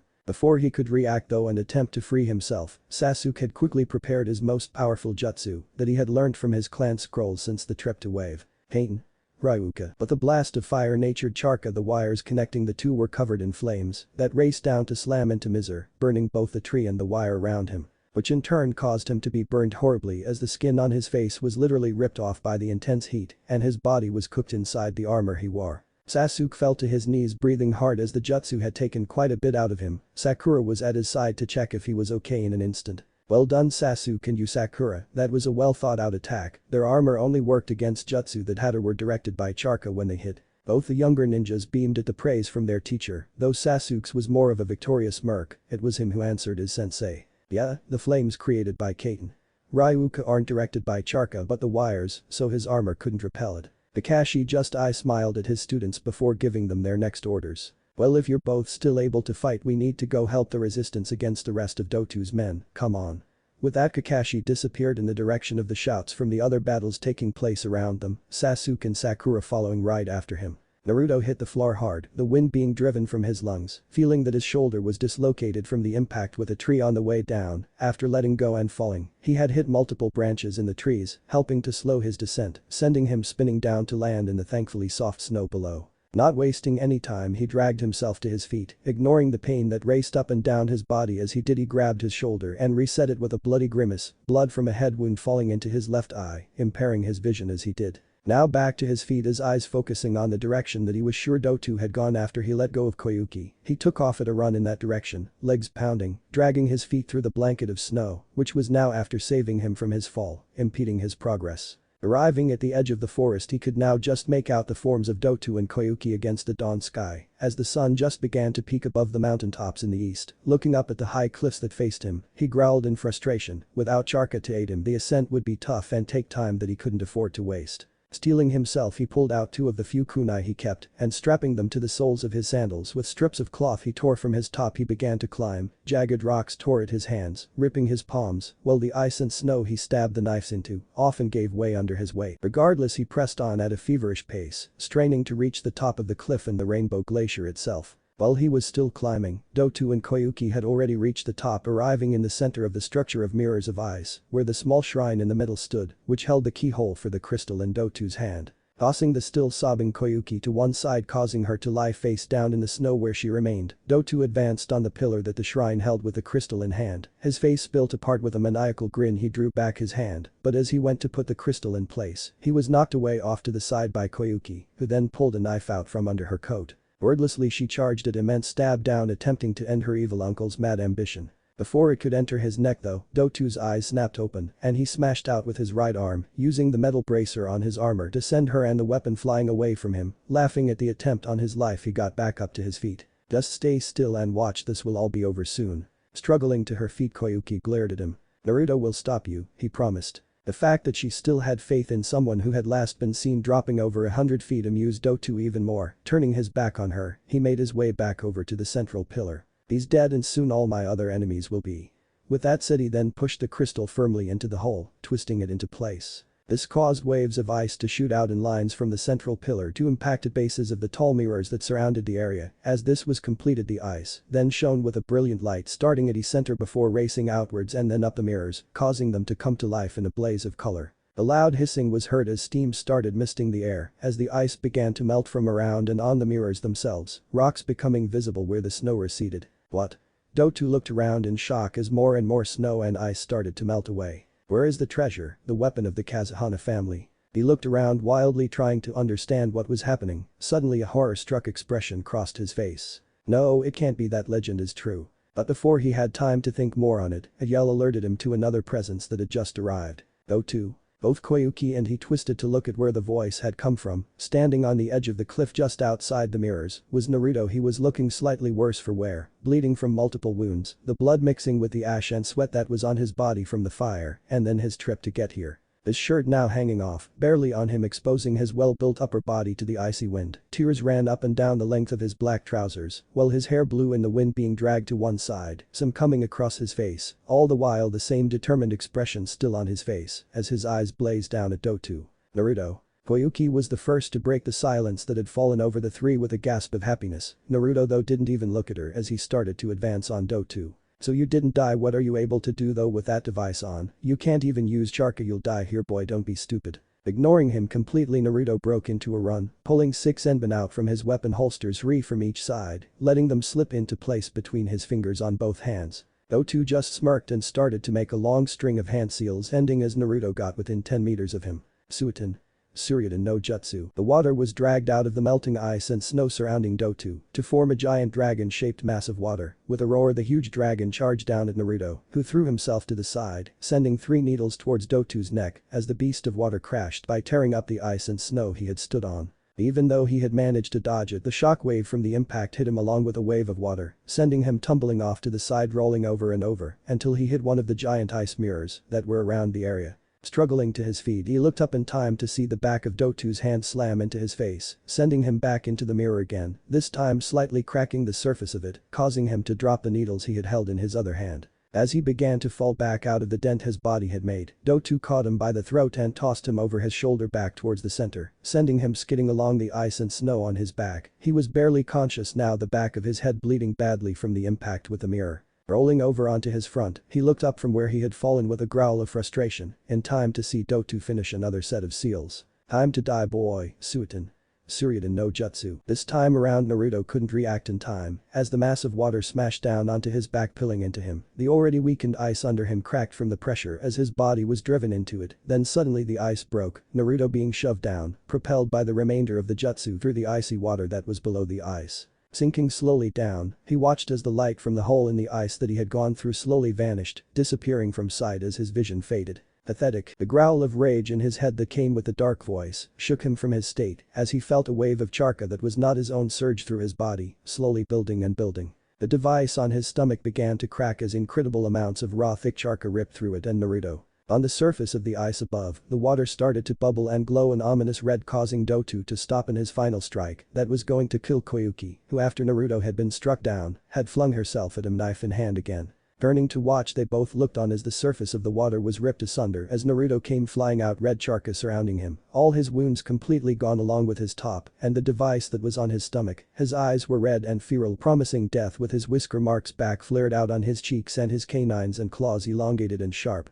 Itau. But the howl of anger that was accompanied by a wave of the foul red charka that had Koyuki rolling away and Dotu shielding himself with his arms as he tried and barely managed to stay upright. Naruto sprang forward across the ice. Impossible, was all Dotu had time to say before Naruto got to him. Barreling into him before he could even form a defense, Naruto swung his clawed hands round and down, ripping holes in Dotu's charka armor as he drove the man across the ice with a furious assault, tearing everything in his way to pieces in his rage. Bringing both hands up over his head, he slammed them down, driving Dotuo into the ice on his back, causing the ice covering the water to crack and buckle. Dropping onto him, he began to beat him into the ground, the ice groaning as the whole place seemed to shake under the relentless attacks. When Naruto felt him stop resisting, he grabbed him by the front of his now mangled and destroyed armor, then tossed him away across the ice lake, like what had been done to him by Dotu just minutes before. Turning around, he let a grin cross his features that, along with the sharpened teeth and Dotu's blood that now was splattered up him, made him look completely feral. So, you like to use powerful Suiton jutsu, huh? Naruto was smirking now covered in red charca and blood. He continued not waiting for an answer. You like this one then? Beginning a long set of hand seals he started one of the most powerful jutsu in his collection, finishing as Dotu managed to make it back to his feet. He called out his attack. Suiton. Daibakufu no Jutsu. In front of Naruto water began to gather swirling into a vertical ring going faster and faster as more and more water was gathered then compressed into it. Dotu looked on horrified while this happened, sensing the massive amount of charca that was being put into the water attack, and he knew that without his armor, there was no way he could survive it. As the jutsu completed, Naruto breathed out and let his control go, releasing the massive water at Dotu, whose scream of terror was cut off as tons of water drove into him, pushing him backwards, ripping the ice that he stood on apart, ending with him being driven into the mirror that was behind him, shattering the whole surface of it which fell with him, skewering into him as he hit the ground, helping to end his evil ambitions once and for all. Just as he had done this, Kakashi, Sasuke and Sakura had arrived at the mirrors as well, and as everyone looked on, the whole land of snow began to change, living out the story that Koyuki's father had told her long ago. Looking up at the mirrors now reflecting the sun's rays, Koyuki remembered the promise she had made to her father after he had told her the tales, that she would become a strong and kind princess, one that believed in justice. Looking down over what was now a lake at Naruto, who stood calmly in the center, she knew that thanks to him, she could fulfill it. Spring had come to the land just as it was said to in the tales of old. It was now a week on from the fight with Dotu, and the whole country was celebrating as its new queen was crowned after a giant parade. Naruto had watched on from afar. He had declined the offer to take up his position as a prince of Snow Country. He was after all under oath as a ninja of Konoha. As Koyuki was paraded through the streets, he sat silently atop the palace's roofs and watched, his gaze never leaving her. She had never looked so beautiful, he thought. She made a wonderful queen. While in his hand he held a scroll that he had yet to open. Sandyo, who was now captain of the royal guard, had said it was written by who they assumed were Naruto's ancestors and was as such his birthright. Koyuki had it formally presented to him as a sign that to the people of Snow, he would always be a hero and welcome in their country. Part of the presentation that had been to honor the bravery of Team 7. Flashback. Team 7 stood to attention. Around them was the new royal guard of the Princess Kazuhana Koyuki, all at attention also, while in a veiled chair up on a plinth sat Koyuki herself, decked out in the full royal clothes of a princess of snow. As the small ceremony started, Sandyo stepped forward and presented each of the members of Team 7 with a medal. He then began to explain the story behind the last item he held. Long ago, before Her Highness's family came into power, it is said that the country was ruled over by people with the ability to create ice like Naruto. They were said to be the most powerful warriors, fighters without equal. Over time, though, the abilities that they displayed began to disappear as the family was more and more diluted. The last story of its appearance is also the last time this family was heard of. Here he paused to draw a breath, making sure he had everyone's full attention. At that time the king's wife sired twin boys, both developed the ice-creating abilities and grew up to be incredibly powerful. But the younger one was even more so, jealous of the fact that he would not be made ruler due to a few minutes difference at birth. He struck down his older brother and remaining family, then used his power to blanket the country in a permanent winter, after which he left the country, leaving only the rainbow glaciers and the crystal as a reminder of their power. Everyone was silent after this. Could Naruto really have that much power, was the thought on everyone's mind, but a few. As such, it is my honor to be presenting this scroll, said to be written and sealed with their blood by the first rulers of Snow Country, to Naruto, for the aid given to our country, in the hope that he will be able to use it to further his goals. But that he walked forward again and placed the scroll in Naruto's hands, who bowed low in thanks for the gift, his eyes never leaving Koyuki. Then flashback, he sighed to himself, glancing back down at Koyuki. There had been so much he had wanted to tell her, but with her now ruling a country and him wanting to continue to get stronger to make sure people like Dotu could never threaten his precious people, it was just too complicated to do anything. At least that's what he was currently convincing himself of. While she was crowned and the country was joined in celebration, he remained silent, feeling his heart crack. He didn't want to cheer for something that had ruined their budding relationship. He could see the irony of it all. Even he had encouraged her, made her do this, and now it wasn't what he wanted for her at all. He just wanted her to come back to Konoha with him. Turning to leave for the docks and the boat to home, he was stopped by Kakashi's voice. "You're not saying goodbye then?" Barely turning to look at him, not wanting him to see the expression on his face, he addressed his teacher. "This is what I wanted for her all along, it's best to just leave now." His tone wasn't convincing that it was what he wanted, but he didn't care. He just wanted to be alone with his thoughts at the minute. Walking away, he went to use Shunshin, but was stopped by Kakashi's next comment. "I never thought you were such a coward." That hurt. Didn't he realize there was nothing that could be done? Turning back to look at his sensei, he tried to put his feelings into words. "What do I do then? Tell her I love her, then leave? You know as well as I do I can't stay here with her, at least this way she can just forget about me." There it was, he had finally said it, and as he did he himself realized that he did in fact love her. Can't you see how sad she looks?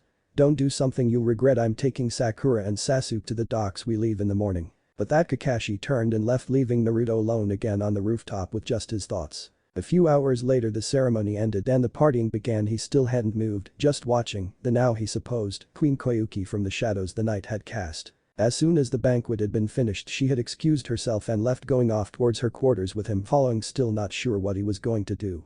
Koyuki entered her room and tossing off the formal hat she had been wearing threw herself down on the bed, sobbing now, not bothering to hold back her tears as she had been doing for the vast majority of the last week. She knew it was selfish to wish for it, but she had hoped that she and Naruto would end up together. Not everything went like in the movie she supposed. On the balcony outside the room Naruto watched through the curtains, unsure of how to handle this. Why was she crying? He couldn't understand what could be wrong. Then he remembered what Kakashi said, and he knew this was all his fault. Moving the curtain aside he moved silently into the room, walking over to the side of the bed still unnoticed by Koyuki. He went to say something, but instead found himself reaching out to stroke her hair that had come loose when she had thrown the hat off, ending up sitting down on the bed next to her, just letting his hand run through her hair. She hadn't seemed to react to his touch, but if he could see her face he would see that she was smiling now. As he continued to run his hand through her hair he finally spoke. "Koyuki, I love you." She had longed to hear him say that from the moment she had realized and said how she felt about him, but hearing him say it now was so much better than she thought it would be.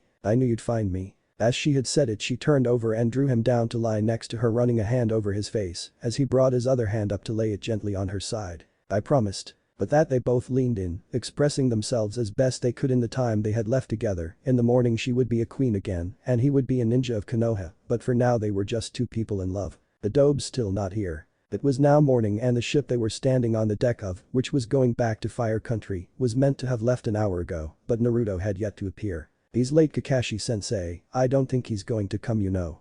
Sakura added to Sasuke's comment, though from her tone, she seemed to be upset, borderline distraught about something. Kakashi just smiled to himself. His team was developing well, they all seemed to care for each other, and their teamwork and skills were developing as well. Sakura had been much better on this mission than on the last major one and seemed to be growing up, while Sasuke and Naruto lived up to the name of genius as well. "If he doesn't come, what happens then?" Sasuke had directed the question at Kakashi, but it was Sakura who answered it. "Sasuke-kun, don't say such things. Naruto-kun would never abandon me."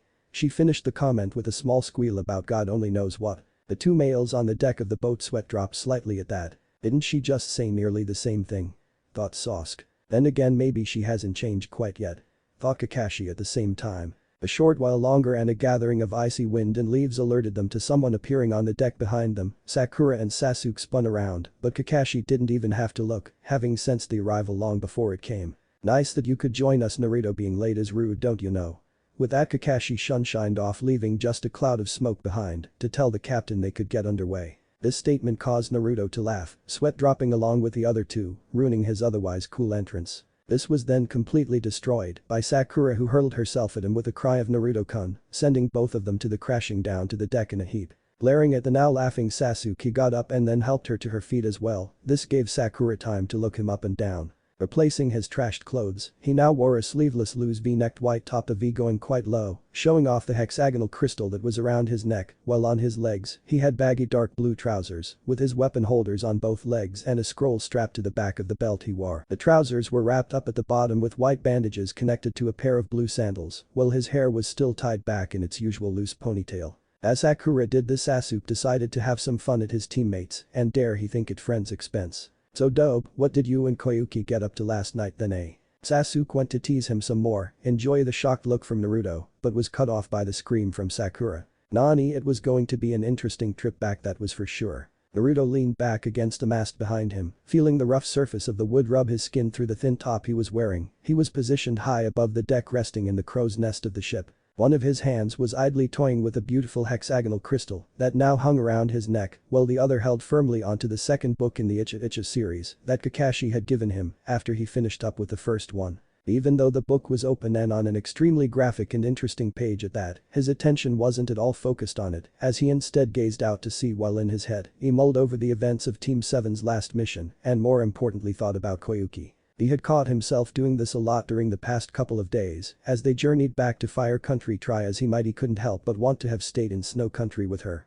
He knew he was under oath as a ninja of Konoha and had people there to protect, but he was loved by the people of Snow, highly respected and treated as a hero for his part in freeing the country from Dotu. That along with the fact that it was the country of the woman he loved, someone who loved him like no one ever had even accepted him, Kyuubi and all, made it tear at his heart to leave. Even though it was true that due to the changes in his appearance and using a false name, he wasn't being treated badly in Konoha anymore, but he knew it could only be so long before people started to find out who he really was, and then he would be back to being treated like trash again. He didn't know if he would be able to handle that. Groaning in annoyance at the depressing path his thoughts had taken yet again, he squeezed his eyes shut to try and block out the sounds of the world around him and quiet his thoughts, hoping to clear his head and just forget. It seemed to be working too as well. That was until he felt a sensation of vertigo as the world seemed to spin around him, or was it him spinning, he didn't know. He found he was unable to open his eyes and suddenly there was a strong tugging sensation at the back of his navel. Cracking his eyes open as the nauseating sensation of dizziness went away, Naruto glanced briefly around only to be greeted with the pipe-lined walls and ceiling that made this place instantly identifiable as the sewer of his mind and home to his prisoner.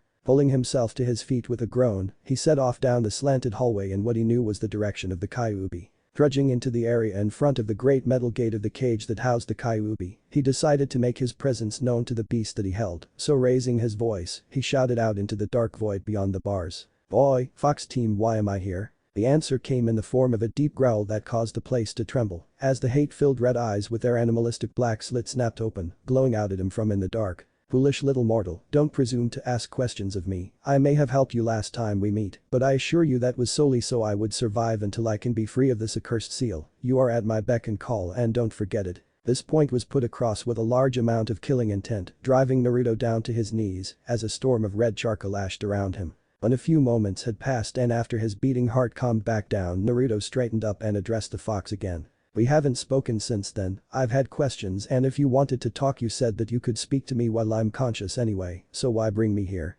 Another dark growl and another lashing of the malicious red charcoal was his answer at first. "You are not here for me to answer your questions. You are here as we needed to speak face to face about certain issues. Now listen." Biting his tongue for the time being, Naruto bowed his head remaining on his knees where the charca had forced him and mentally preparing himself to listen to what the demon had to say. "But now you are finally humble enough to listen. I will keep it brief. I have better things to do than talk to annoying mortals." Naruto couldn't help but smirk at that, though he really hoped the Kyuubi didn't see it. The fox lived in a sewer behind a cage. What else was there for him to possibly do really? "In short, you need to stop your reliance on my charca." Naruto looked up at him confused, locking eyes with the fox as he did. Whatever he was expecting the Kyuubi to tell him, it wasn't that, so in a respectful tone he replied, still keeping bowed. "I don't rely on your charca." Another earth-shaking growl and more killing intent cut him off before he could continue. "I am telling you that you are and that it needs to stop. Every time that you've drawn upon it since the fusion you've been shortening your lifespan and thus mine. Along with it you are damaging your body's charca pathways, reducing your ability to control, and eventually this would even destroy your ability to use charca."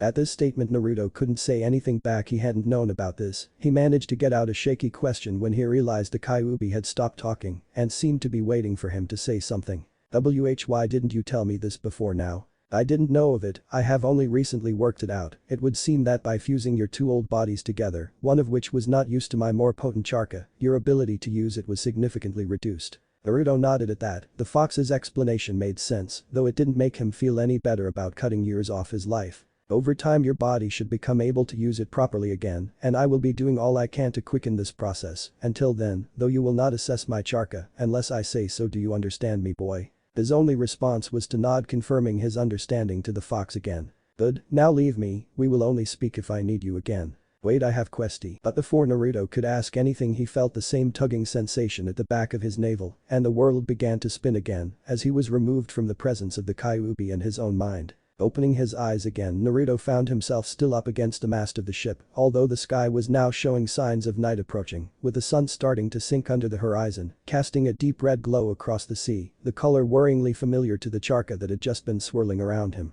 Thinking about things, he decided there was still just about enough light for him to make it onto chapter 2 of his new Icha and see what became of the main character's attempt at saving the damsels from the evil dragon after he left her twin sisters in the hot tub. Raising his hand up to in front of his face, he realized there was one very small problem. His book was gone. Sighing, he controlled his emotions and climbed out of the crow's nest, using charca to walk down the mast to the deck below. Thinking it over quickly, he knew that only someone with ninja skills could have stolen it from him, with Kakashi having brought 2 copies of it, that only left 2 people, and he rather doubted that Sakura would dare take something from him, let alone be perverted enough to read Icha. Although the look she gave him sometimes made him cringe at what madness she was possibly thinking, but that of course only left one person who could have done such a horrible thing to him, Naruto growled as he came to a conclusion. Hirososuke. After dropping off the mission report the day before, Team 7 were all called in for a meeting with the Hokage. Sasuke and Sakura arrived at the tower first, while Naruto and Kakashi came in a good hour and a half later. Luckily they hadn't been given an actual time, just asked to come.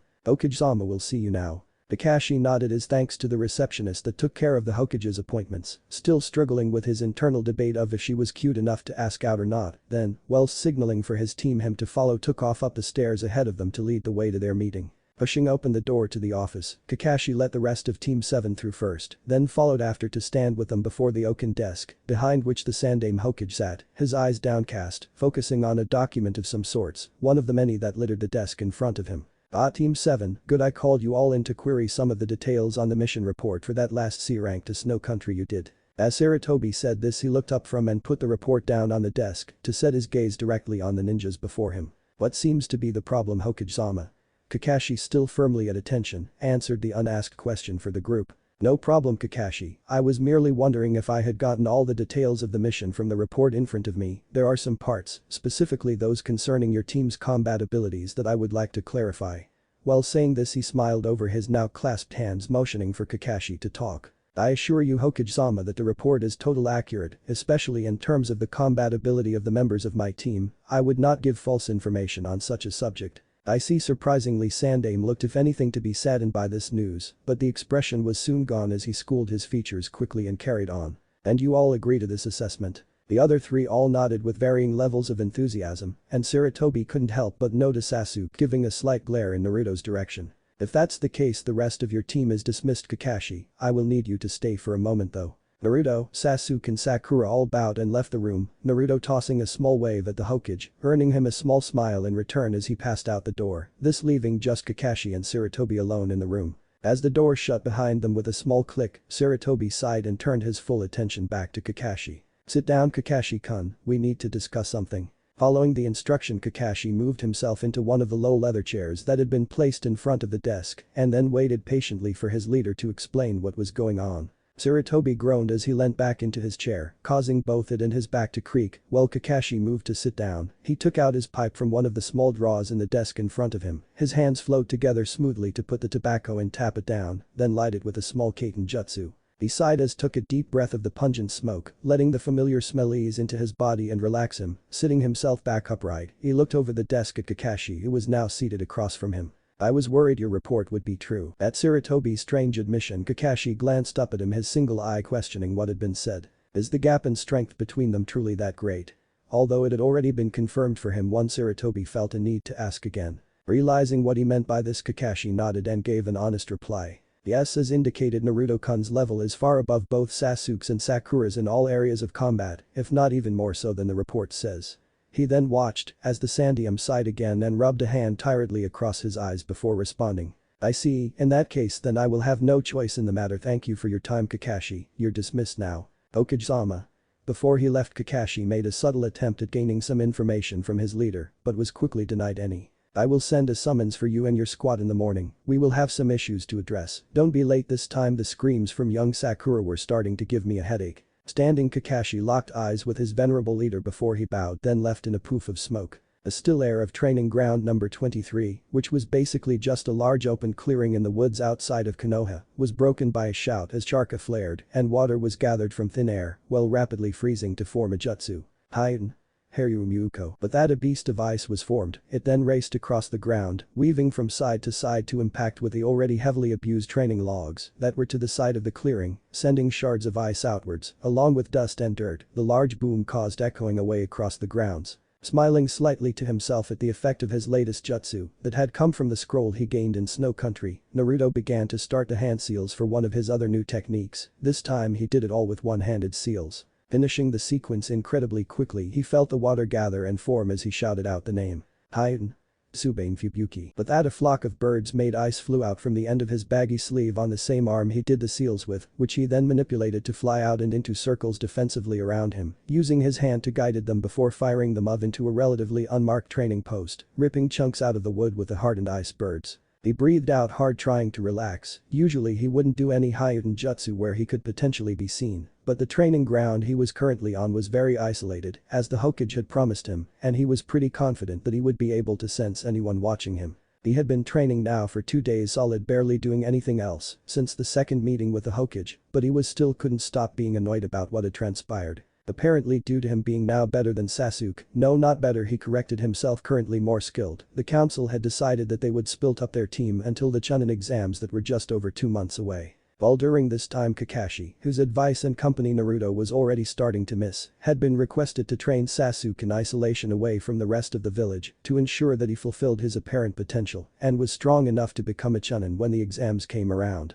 God fucking damn it. He roared out, then continued to curse under his breath at the unfairness of it all. He was lucky, he supposed, that he had the scrolls from both Mist and Snow to work with. He had politely declined to be put with teammate as training partners, having not seen them since before the mission to Wave. He didn't want to deal with their reactions just yet. Instead he had just asked for an out-of-the-way spot to train away from prying eyes. He knew that Sakura had been moved to train with Team 10 at her own request, and at his suggestion was even starting work at the hospital to make use of her chakra control by becoming a Mednin.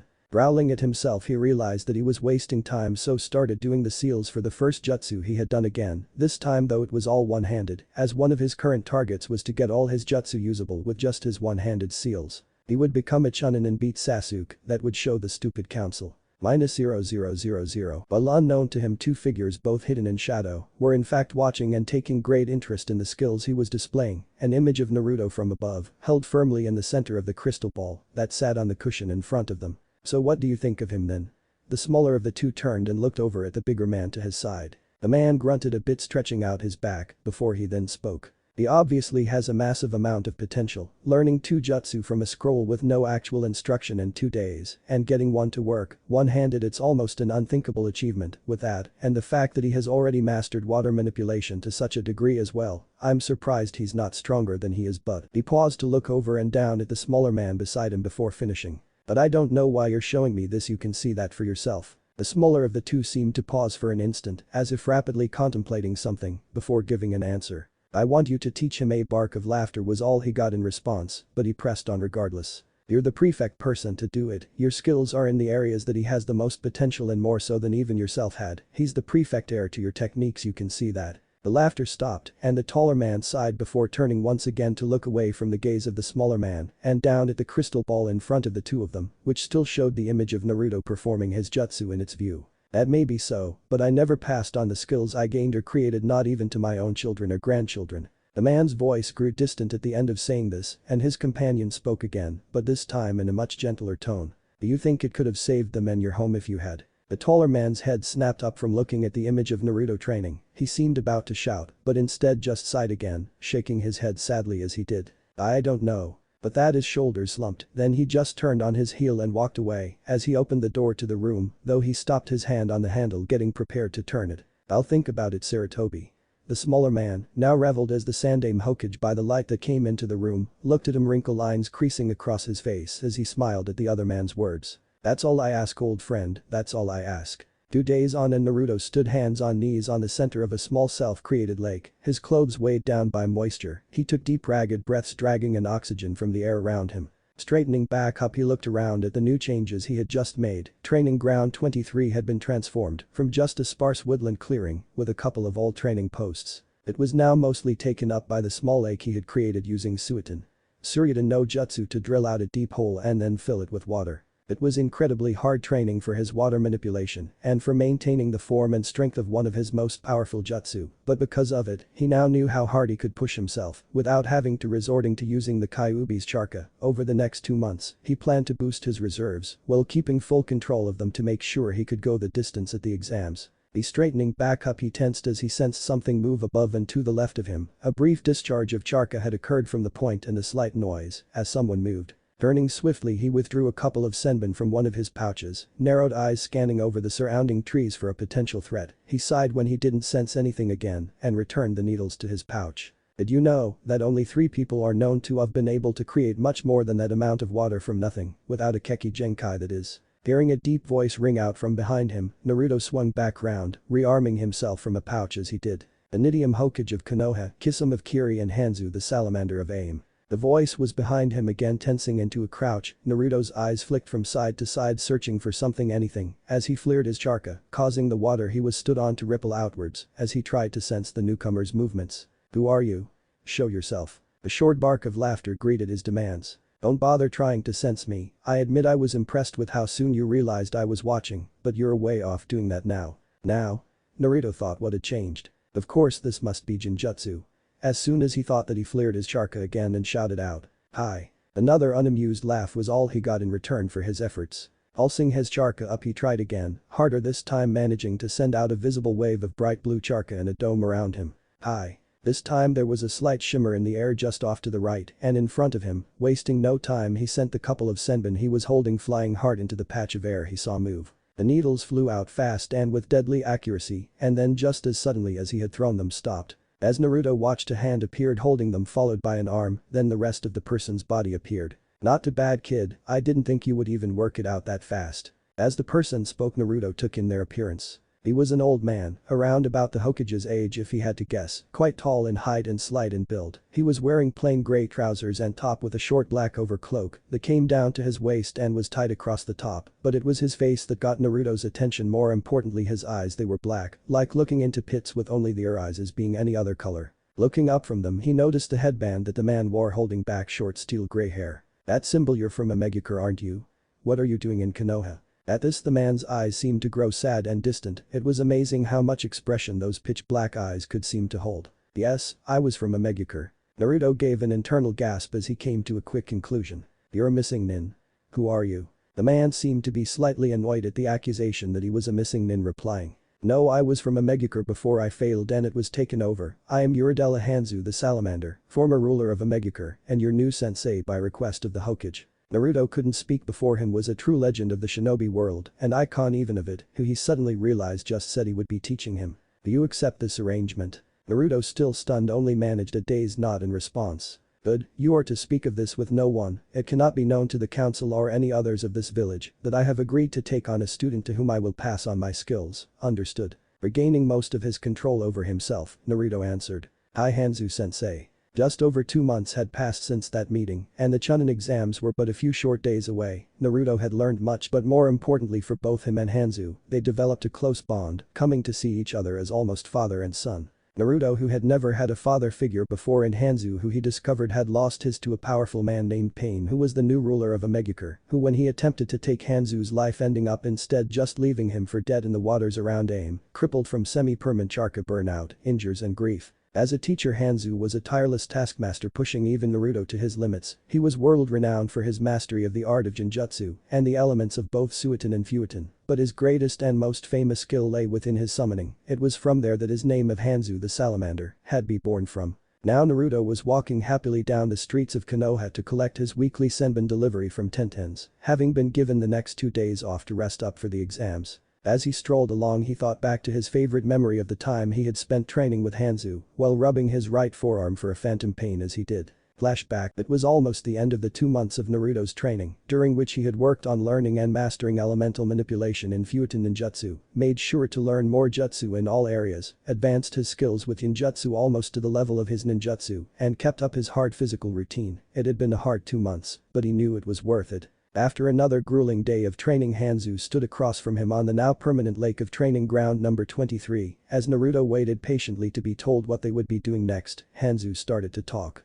"Naruto, over the past few months you have succeeded in surpassing all my expectations for your growth. I have no doubt that if you continue in this way, you will become a ninja the like of which this world has never seen and be capable of achieving your goals." Naruto beamed at the high praise he had received, more praise in that sentence than Hanzo usually gave him in a week, but Hanzo wasn't finished yet. "As such, I would like to ask you to become the heir to the legacy of the Salamanders in hopes that they will aid you in achieving your goals." Emotions raced through Naruto. He couldn't believe his years training under this man had been an amazing experience. Hanzo was wise, knowledgeable and powerful. To be offered something like this was just unfathomable. Knowing he had yet to speak, he bowed low before Hanzo and gave his answer. "Yes master, it would truly be an honor to receive this title." Slow down Naruto, this has a condition to it. Naruto looked up in question, but stayed bowed before him. But that comes a task. When you are strong enough you must avenge my family. Keep in mind, I'm not asking you to devote yourself to this task, only to carry it out in time as I know you will be strong enough to one day do you still wish to accept? Still bowed, Naruto gave his honest reply. Of course master, I accept. I will see to it that your family is avenged. Not just my family Naruto. While saying this Hanzo moved forward and grasped Naruto by the shoulders, pulling him up and into an embrace. Our family. Naruto, overcome with emotion, just silently nodded in response. Now stand back a little. He did as asked and then watched as Hanzo bit his thumb, drawing blood before he brushed it over a mark on his forearm before performing several fast seals, bringing his hand down onto the ground hard with the final one. Uchiha no Jutsu. There was an eruption of smoke, and as it cleared Naruto could make out the form of the salamander that stood before him and Hanzo. It was about the same size as Hanzo height-wise while sitting up on its back legs, but a bit wider than normal human. Its skin was a light green in color and covered in small bumps, with dark intelligent eyes which looked at them while behind it a large tail curled slowly around. Hanzo-sama, what do you require of me? Naruto wasn't surprised that it spoke, as Kakashi had introduced him to his nin dogs a while back, and one of them was quite talkative, not to mention weird, but the voice itself did surprise him. It held a soft, almost musical quality about it. I would like the contract to your people. I wish to allow this boy to sign it. If this upset or surprised a salamander in any way, it didn't really show, although Naruto thought it looked a bit surprised, but then again he hadn't really ever tried to understand a salamander's facial expressions before now. So this is the one, the boy Naruto you spoke of. I did not think it would be so soon.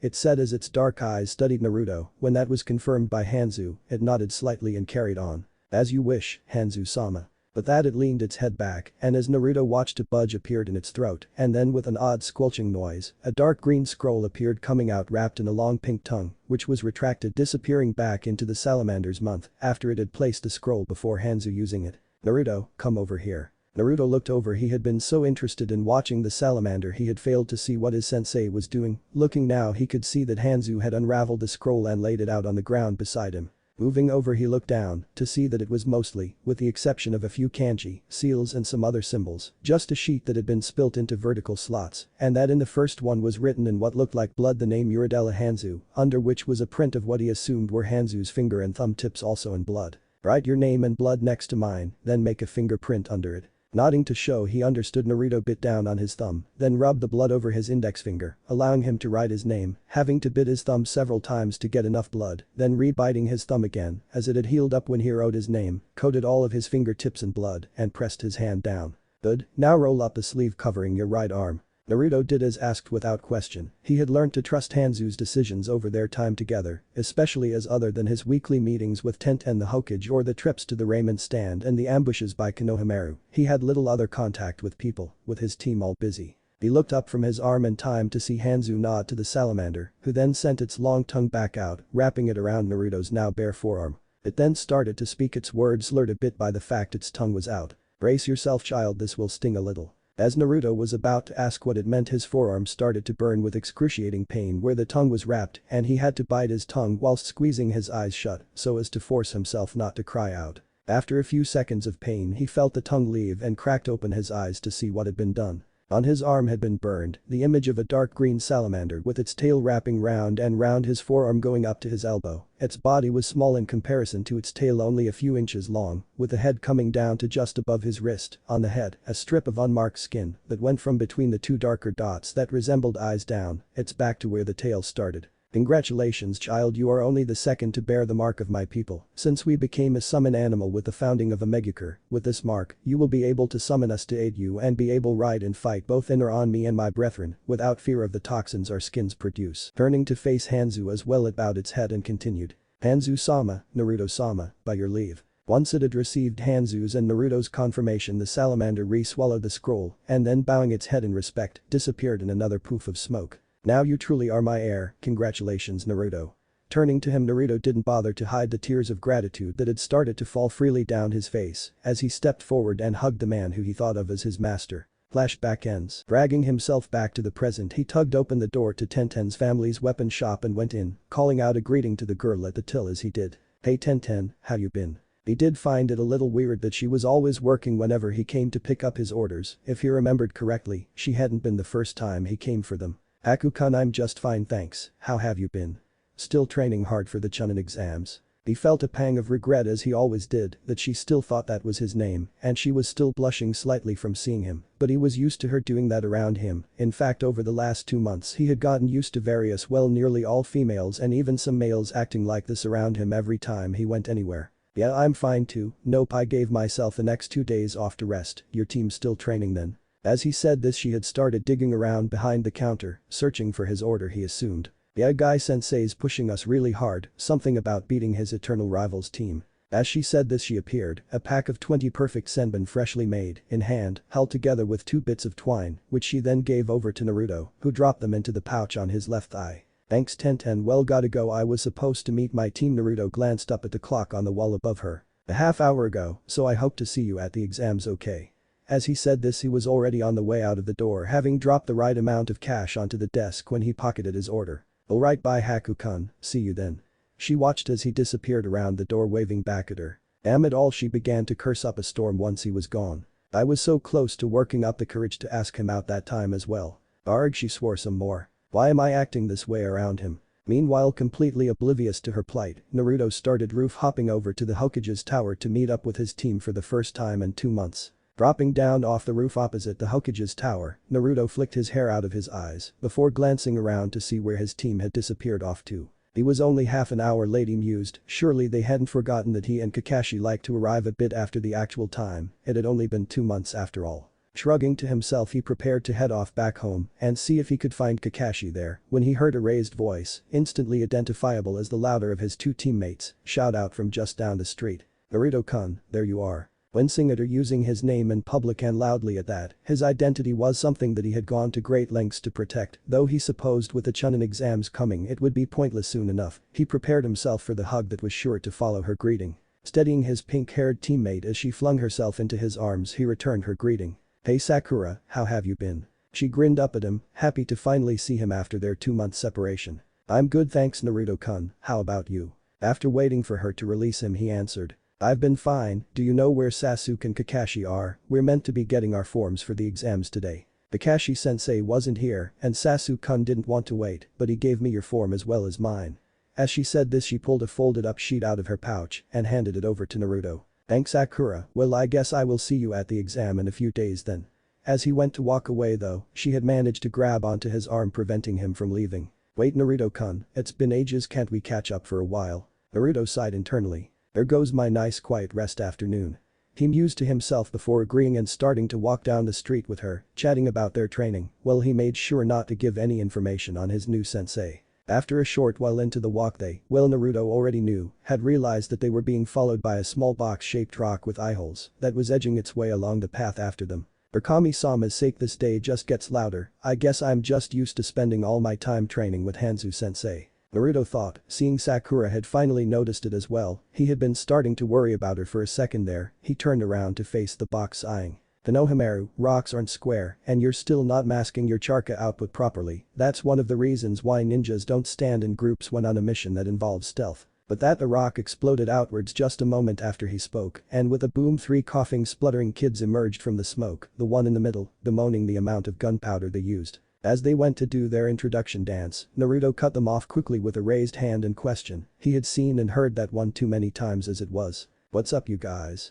Boss, I knew you would see through our disguise. You truly are a master of the ninja arts, just like Gigi says. Naruto smiled at him. At least he had remembered not to say his name in public, though the conversation he had to have with the kids on ninjas' secret identities was not something he wanted to repeat. What did you want, Konohamaru? I'm kind of busy at the minute. The little kids' faces all fell instantly at this. But boss, you said you would teach us how to do the clone technique when you were next free. Groaning, Naruto realized that it was true and never one to break a promise. He would have to at least spend some time with the 3 of them. Alright, come with me to the training ground near here and I will give you a quick demo. But that their little group grew to 5 and they set off towards the training grounds. On the way there though, things went a little awry. Konohamaru had decided to ask if Naruto and Sakura were going out, causing Sakura to go into full fantasy mood until Naruto said no, and Konohamaru's little ginger friend, a girl called Mogi, said that was good as he could easily do much better. As Naruto watched an enraged Sakura chase off after Konohamaru and his friends, he considered doing a runner and going home before they returned, but as he went to walk off in the opposite direction, he paused as he heard shouting break out around the corner they had turned. Moving quickly he found that the chase had been stopped and Konohamaru was being held up in the air by a guy in what looked like a full-body black cat suit with some sort of large package wrapped on his back, while an exotic-looking blonde-haired girl with what he recognized as a giant battle fan stood off to the side looking bored. Glancing at the headband around her neck, he realized they were from Sunagakure.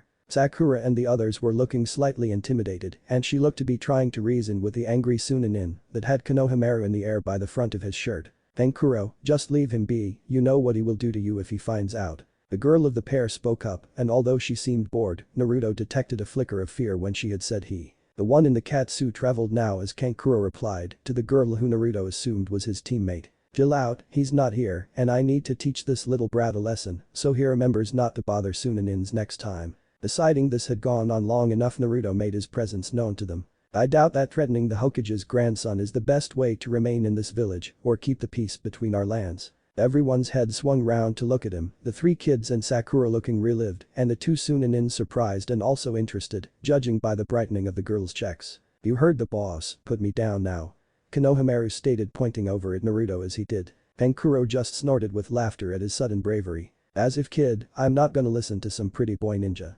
With that he drew back his hand in an attempt to hit Konohamaru, who flinched away in fear. "Maybe you should, maybe you shouldn't."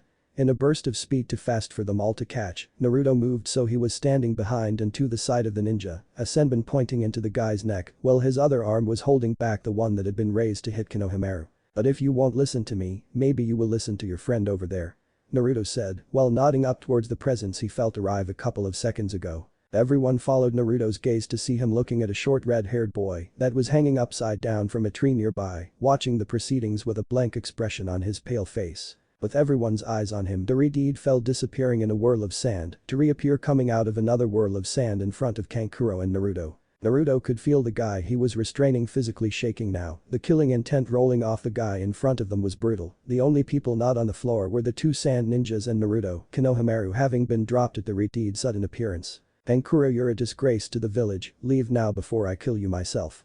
The tone of voice contained a hint of madness that left little doubt that the threat could and would be carried out. Naruto released his grip on Kankuro, who seemed only too happy to be able to scrabble away, then he turned to face the Redeed fully as he slipped the senbon needle he was hold back up his sleeve to where it came from. "I apologize for my teammate's behavior." The Redeed's attention was on Naruto now, who noticed the large gourd on the Chunin's back seemed to be shaking and twitching as the killing intent just kept piling up around him. "Apology accepted, I take it we will be seeing more of you in the Chunin exams." The expression on the face of the Redeed had changed now going into a slightly maniacal grin as Naruto still remained unaffected by the increasing amount of killing intent he was pouring out onto him. "Yes."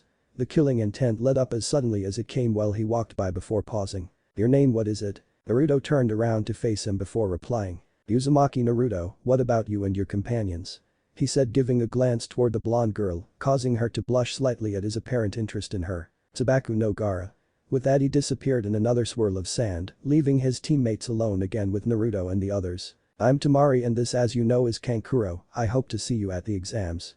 With that the two other Chuninins started to walk away, Tamari glancing back at Naruto as she did. "Damn it all," she thought as she looked back. "He's hot as well, shame I won't get to know him now he's got Gaara's interested in him." Naruto turned back once he was sure they weren't going to try anything else and started to walk towards the others, seeming to be deep in thought, scooping up the shivering form of Konohamaru off the ground as he did. "We best take you guys home, that was quite a scare he gave you, huh?"